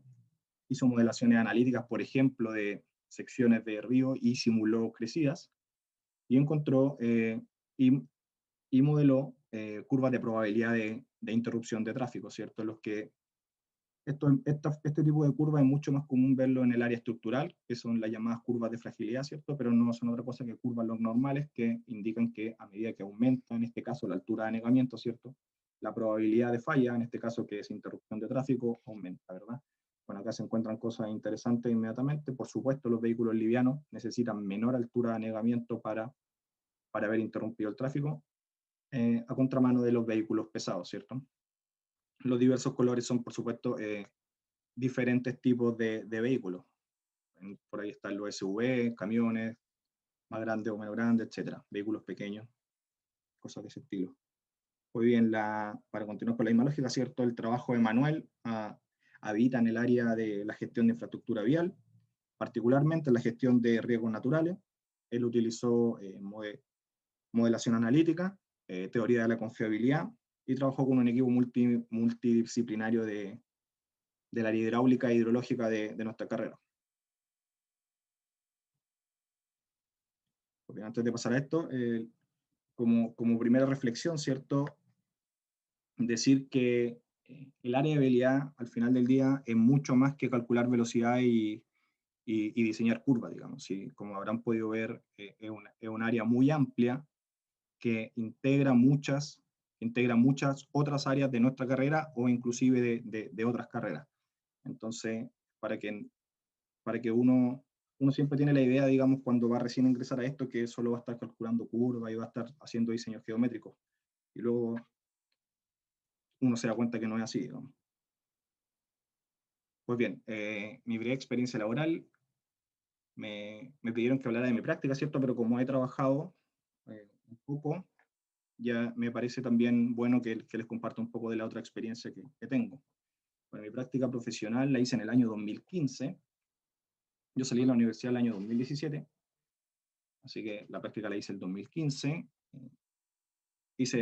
Me desempeñé en este cargo, evaluador de presupuesto y control de obra, en 2 contratos, en un sistema de normalización de 2 sistemas de alcantarillado en la compañía minera en Coyahuasi, y luego la terminación de la reposición ruta 11CH, que es la ruta internacional que une Arica con Bolivia, especialmente en el tramo de Arica Tambo Quemado, en Putre, en la región de Arica y Parinacota. quizás lo más rescatable de mi práctica es el motivo por el cual fui a hacer la práctica allá, ¿cierto? Creo que fue un poco aventurarme similar a lo que hizo Francisca, que nos acaba de presentar, ¿verdad? Pero con resultados contrarios, digamos. Yo fui a ver si es que, llegado el momento, una vez que tuviese que trabajar, me iba a gustar el norte y lo iba a barajar como una opción de trabajo, irme tan al norte, ¿cierto? Porque muchas veces uno tiene esa visión del norte, que todos los ingenieros se van al norte al principio de su vida laboral porque ya se gana el lucro. Si yo fui a ver, en realidad me iba a sentir cómodo en el norte, si es que iba a ser una región que me iba a generar tranquilidad, ¿cierto? Y como dije, contrario a Francisca, yo creo que nunca volvería allá. No por el trabajo en sí, sino por el ambiente, por el clima, por muchas cosas que escapan a lo profesional, ¿sí? Entonces, de la misma forma que lo hizo Francisco, lo invito a que si ustedes tienen la posibilidad de ir a un lugar que no saben si es que les va a gustar, y se sienten seguros y un lugar que les puede entregar algo, digamos, tengan la intención y se aventuren en ello, porque es mejor, perdón, es mejor saber 2 meses si es que les va a gustar, que después meterse en un trabajo que quizás van a tener que estar 1 o 2 años, ¿cierto? Y no se van a sentir cómodos y no van a ser felices, que al final las lucas son importantes, pero la tranquilidad también lo es, digo. Yo lo valoro más, digo. Bien, lo otro, desde el año 2019, desde que salí del magíster hasta el día de hoy, me he desempeñado como asesor técnico en el laboratorio Gesitrán. No puedo dar muchos detalles porque como son entidades privadas principalmente, hay conflictos de, digamos, información protegida, ¿verdad? Pero hemos hecho, por ejemplo, análisis de riesgo y seguridad vial en caminos mineros, que van desde analizar los sistemas de contención, analizar el diseño geométrico, hasta generar, por ejemplo, protocolos de operación de vehículos, ¿cierto? Para aumentar la seguridad del tránsito interno de los caminos mineros. Por otra parte, hemos hecho también análisis técnico, una especie de perito técnico, ¿cierto? En un accidente que hubo en una sociedad concesionaria en Santiago, donde tuvimos, por ejemplo, que analizar las leyes de tránsito, los protocolos de operación de los sistemas de emergencia de la sociedad concesionaria, cómo fue el comportamiento de los conductores que tuvo el desenlace en el accidente, etc. Y ahora estamos trabajando y ya terminando casi un estudio de política tarifaria en concesiones de la Ruta 5. Y lo que tengo quizá un poco más de experiencia, aunque no es mucho tampoco, desde el año 2017, desde que salí de mi memoria hasta el día de hoy, me he desempeñado como investigador, primero que todo como investigador del laboratorio Gesitrán, donde mis temas principales de interés son el estudio de la velocidad de operación considerando el elemento vertical, como el caso de mi tesis, y ahora estamos entrando en el análisis cuantitativo de los estilos de conducción y el seco de deseabilidad social, que es un seco ligado a la psicología. Y siempre digamos, desde Gesitrán, pero en colaboración con la Pontificia Universidad Católica de Chile y SIGIDEN, que es un centro de gestión integrado de desastres naturales. He investigado principalmente en temas de evaluación socioeconómica de estrategias de mitigación en carretera ante riesgos naturales y metodologías de análisis de riesgo sísmico en túneles. Y ahora estoy aprovechando mi experiencia adquirida en la evaluación de estrategias de mitigación en carreteras. Estoy ingresando a los sistemas sanitarios de provisión de agua potable y de tratamiento de agua servida y APR, que son rurales, ¿verdad? Bien, y a modo también de comentario, de reflexión final sobre la parte de la experiencia laboral, uno también tiene la idea que cuando sale de ingeniero va a terminar trabajando en una constructora o va a terminar trabajando en una consultora, digamos, en el mundo empresarial, ¿cierto? Uno también tiene la oportunidad de desempeñarse y que le paguen por hacer investigación. Y no solo desde el mundo académico, porque muchas veces uno no tiene la opción de continuar, como yo, por ejemplo, investigando desde el mundo académico, sino que también existen empresas consultoras y otras entidades, digamos, que hacen investigación y es un trabajo también, digamos, ¿sí? Tampoco es necesario tener doctorado para hacer investigación ni nada por el estilo. Nosotros en general, todo futuros ingenieros de la carrera hacen investigación desde la memoria de título, entonces después se va complejizando y se va profesionalizando, por así decirlo, un poco más, ¿no? Pero todos estamos capacitados para hacerlo, y si les gusta y tienen habilidades, debiesen barajarlo como una opción, digamos. Siguen aprendiendo constantemente y aparte les pagan por eso, así que qué mejor que aprender y que te paguen, digamos. Así que eso, muchas gracias por su atención, gracias también por quedarse a la última presentación de la tarde.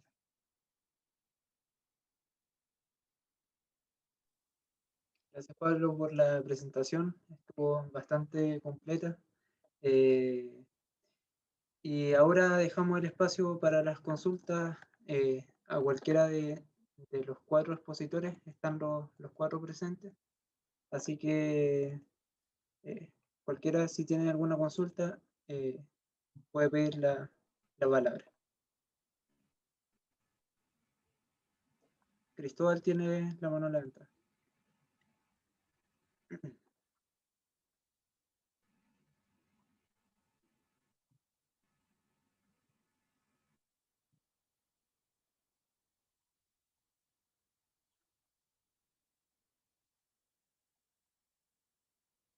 Sí, creo que estaba Aquí estoy. presente.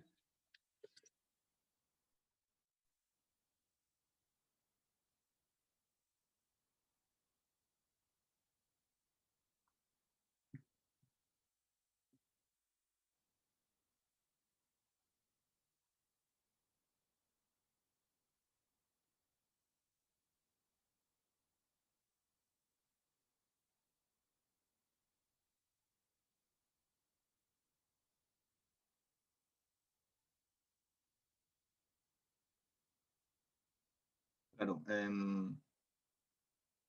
no fue que me haya dado cuenta, digamos, que me quería dedicar a la investigación en algún momento de mi formación. Sí, fue... en la memoria tuve la suerte de mostrar habilidades, digamos, en el ámbito de investigación. Después de eso, tuve la oportunidad de trabajar inmediatamente una vez que salí de la carrera en investigación. Después entré al magíster, digamos, tuve un semestre trabajando y entré al magíster a mitad de año. Y continué en el ámbito, digamos. No fue una decisión premeditada, por así decirlo, sino que se fue dando y mostré habilidad y también las ganas de seguir aprendiendo. Creo que es importante. Tengo quizás, no sé si miedo, pero tengo esa visión muchas veces de que cuando uno sale a trabajar y comienza su vida, al final va a estar haciendo al principio cosas que quizás no son tan demandantes intelectualmente, digamos. Entonces creo que aprender y que te paguen por eso, como bien dije, creo que es importante. Y aparte que me gusta, digamos. Pero no fue una decisión premeditada ni que en algún momento dije, oh, quiero hacer investigación. De hecho, tengo la intención en algún momento de dejar de hacerlo, por supuesto.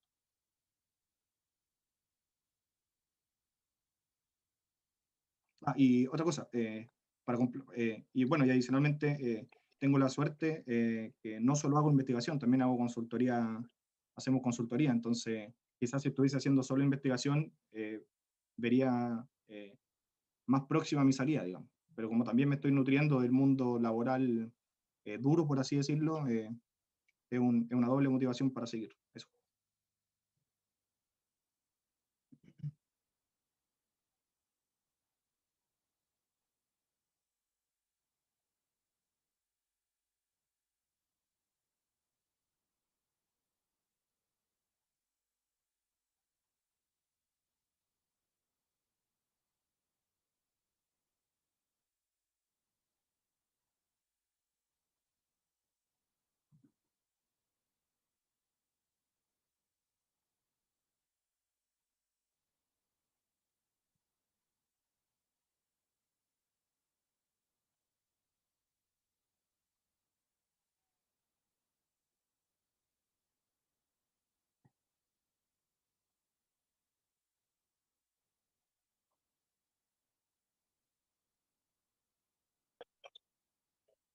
Tommy.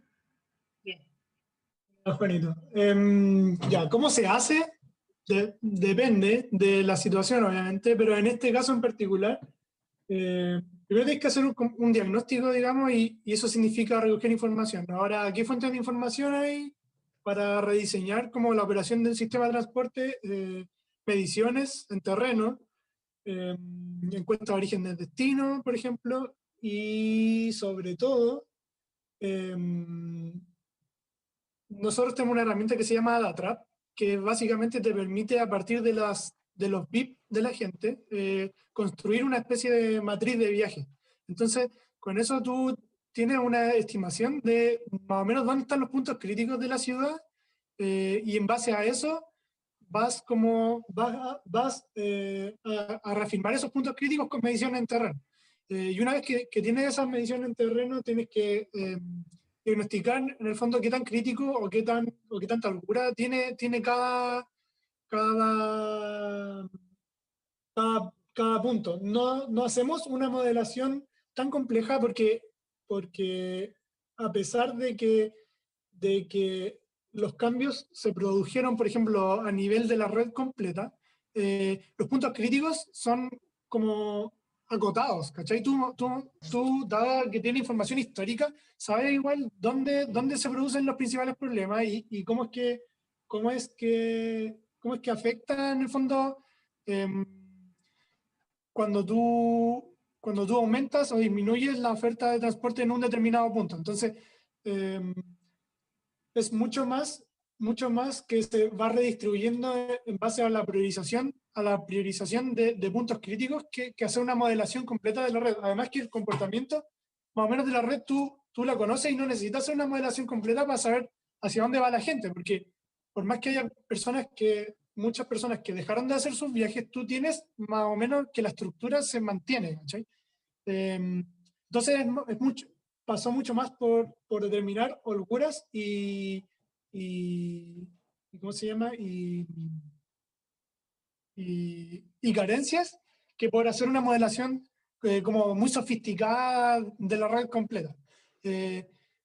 Y obviamente, junto con eso, el ir calibrando. Por el fondo, dado que hicimos un primer cambio, pasan 2 semanas, hacer una evaluación, ver qué pasó con los datos, ver qué pasó con las mediciones, se comportó más o menos de acuerdo a lo que esperábamos y de esta forma ir iterando hasta como encontrar como ese equilibrio, ¿cachai? Entonces es como algo mucho más de análisis que de modelación. No sé si es... sí. Bueno, como todo el proceso además era tan dinámico, no podía gastar, no sé, un mes haciendo una modelación si resulta que en 2 semanas abren una comuna de cuarentena, ¿cachai? U otra comuna entra, entonces tampoco puedes depender de esas modelaciones que son un poco más largas. Por ejemplo, para procesos que son un poco más estáticos en el tiempo, no sé, cuando se hace una relicitación de una unidad que opera, no sé, 30 o 40 servicios, 40 recorridos, ahí probablemente sí podía hacer un estudio más profundo que en el fondo te permita como optimizar a nivel de red y como pensando en que un escenario que se tiene que estudiar en un plazo largo y que son otros los tiempos también. Eh, entonces, por eso te digo que como depende principalmente.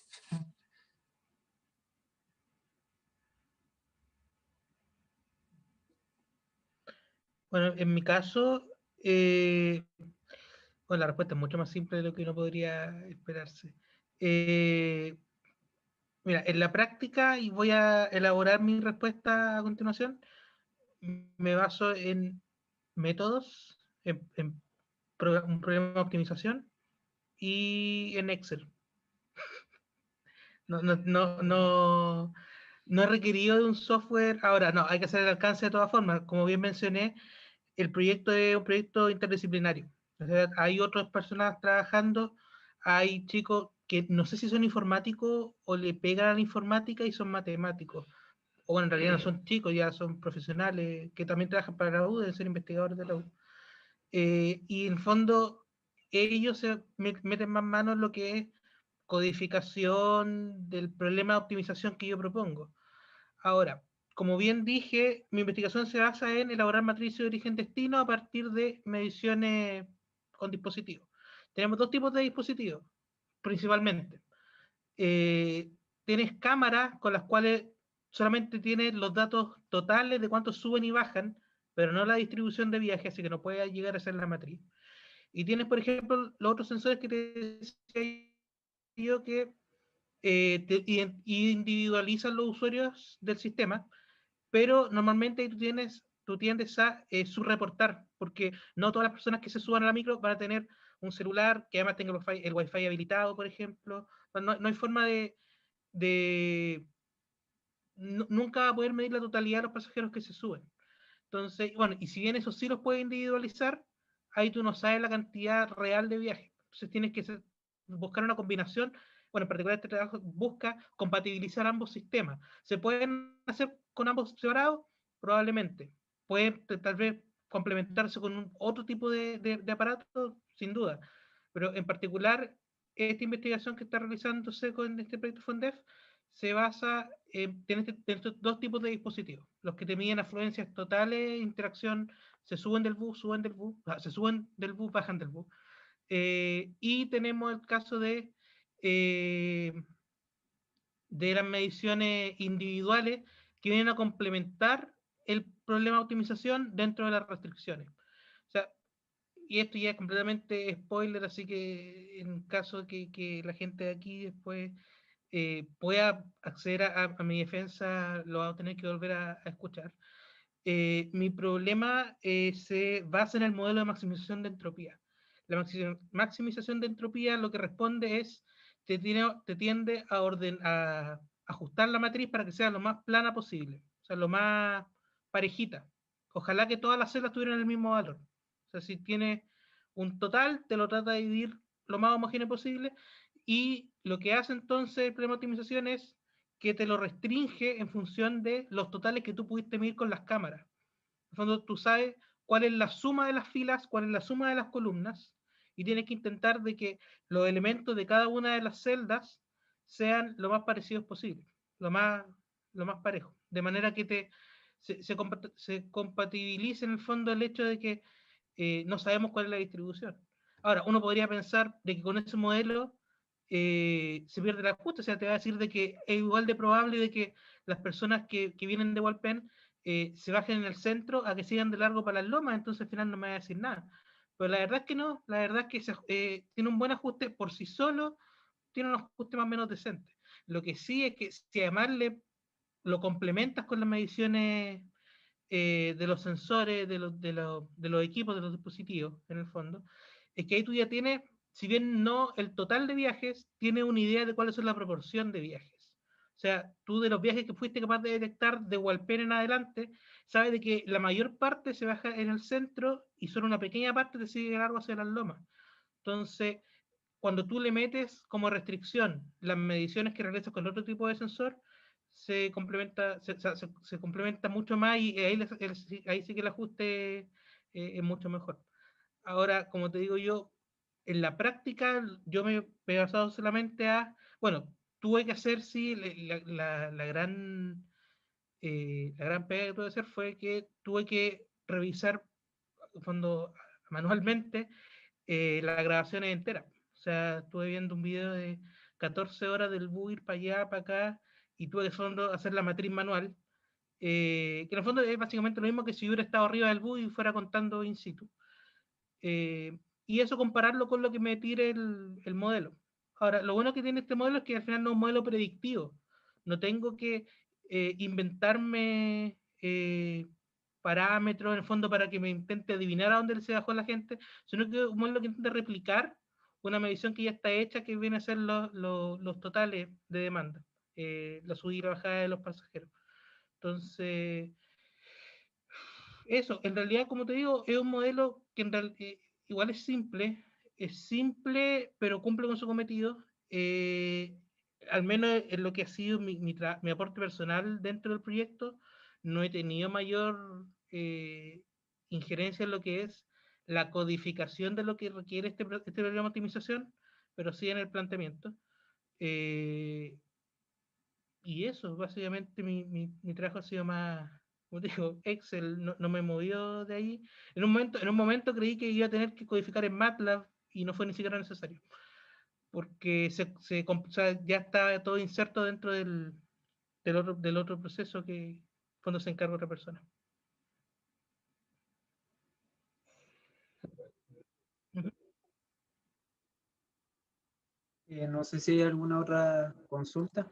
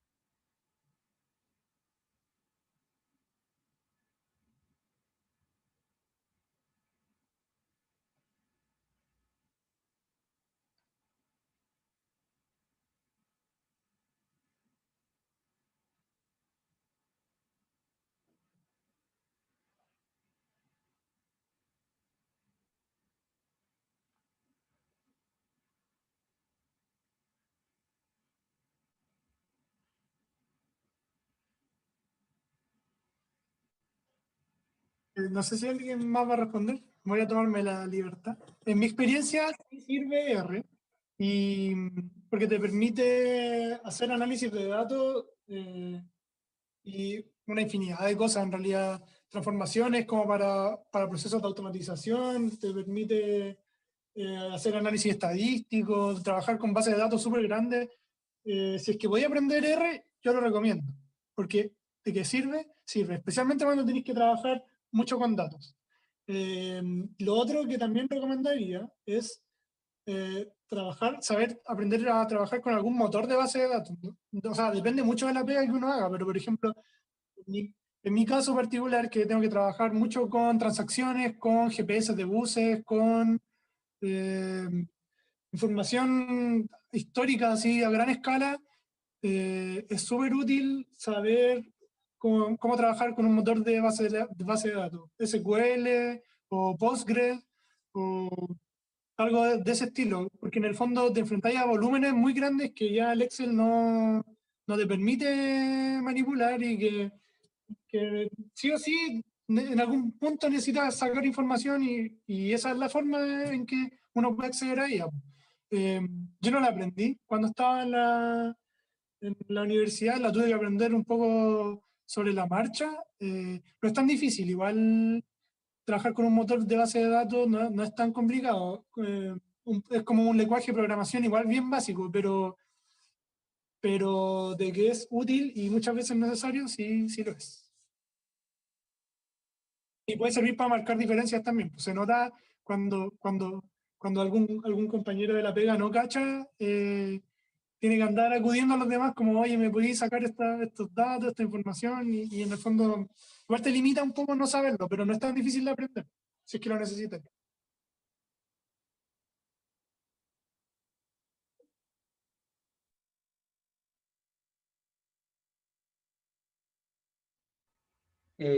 Yo tenía una consulta para Juan, que recuerdo haber conversado contigo al final del año pasado del problema en la recopilación de datos que tuviste por el tema de los cambios de recorrido o eso, no sé cómo lo solucionaste al final o si tuviste que reformular alguna parte como el problema inicial.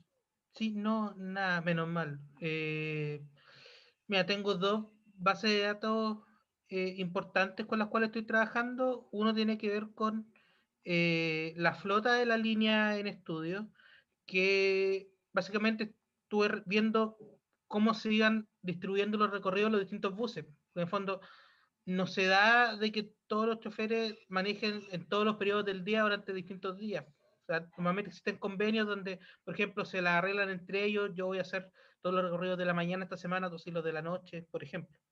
Eh, y para ese tipo de estudio requerí información que recopilé de julio de 2019, así que fue previo al contexto social del año pasado.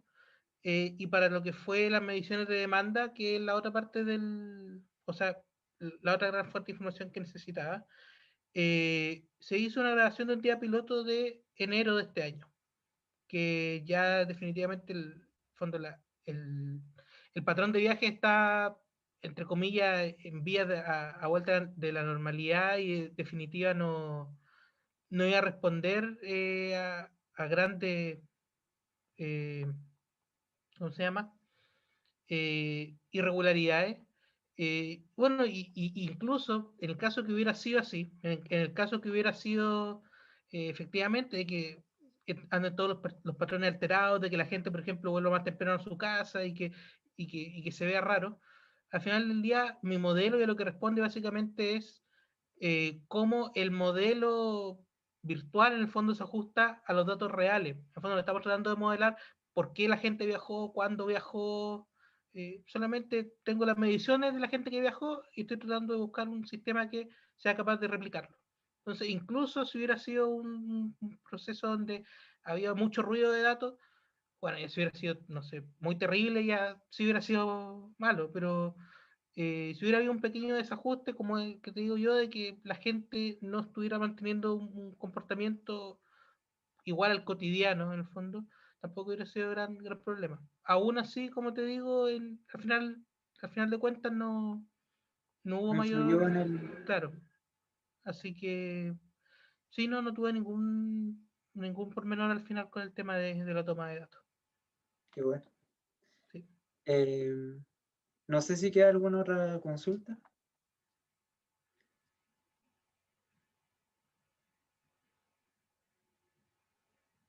Parece que no. Si no, para ir finalizando. Ah, Cristóbal.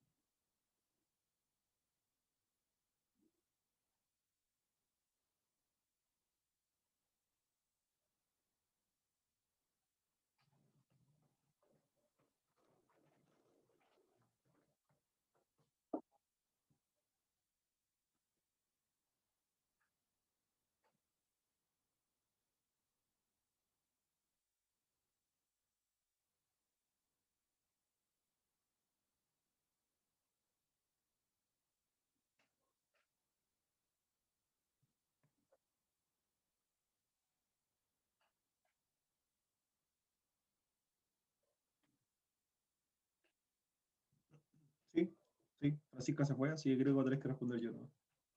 No la veo aquí al menos en la lista.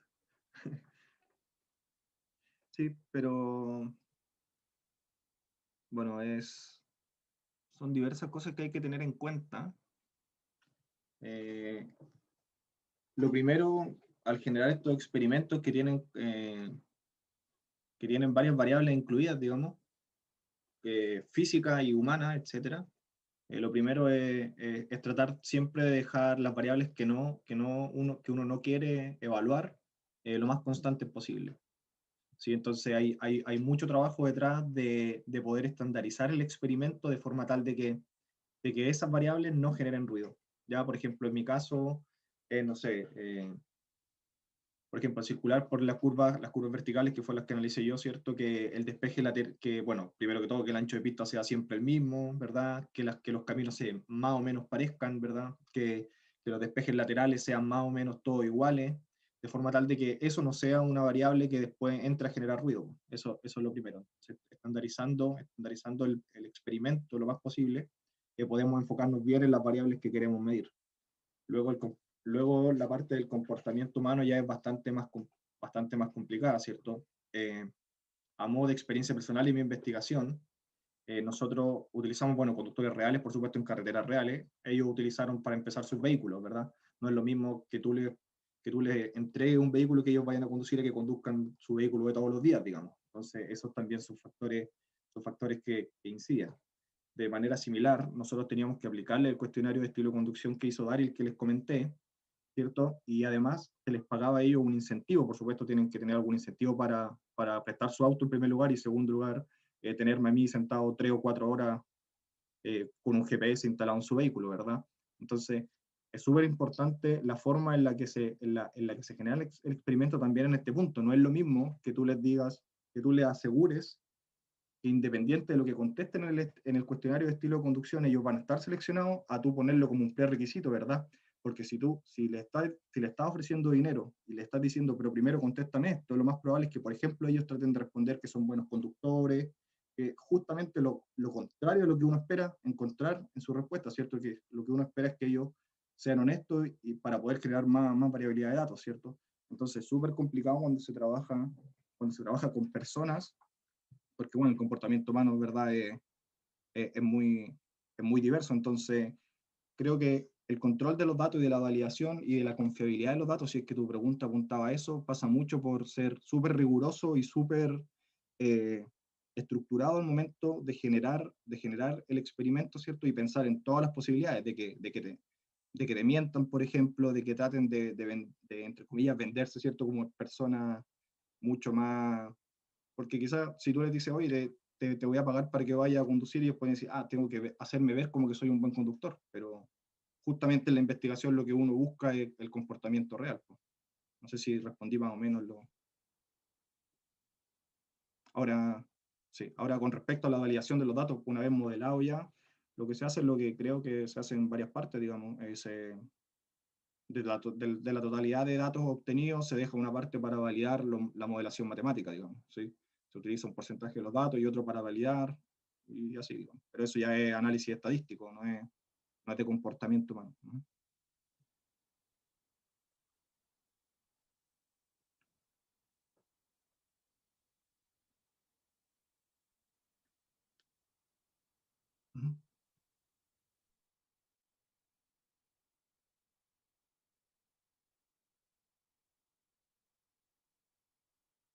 Y ahora si es que no hay más preguntas,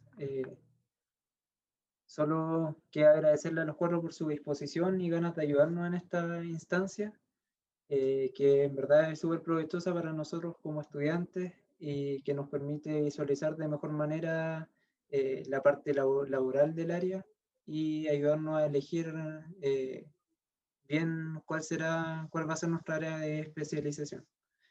Y a los presentes los invitamos a participar de la última jornada, a realizar mañana de este ciclo de charlas. Y muchas gracias por asistir hoy. Eso, que estén muy bien. Chao, Samu. Muchas gracias a ustedes por la invitación. Muchas gracias, estuvo muy buena la exposiciones. Gracias por la invitación, Gracias. cabros. Muchas gracias. Muchas gracias. Buena tarde a todos y ánimo en los tiempos que nos invaden. Chao, chao. Muchas gracias. Que vuelva el fútbol.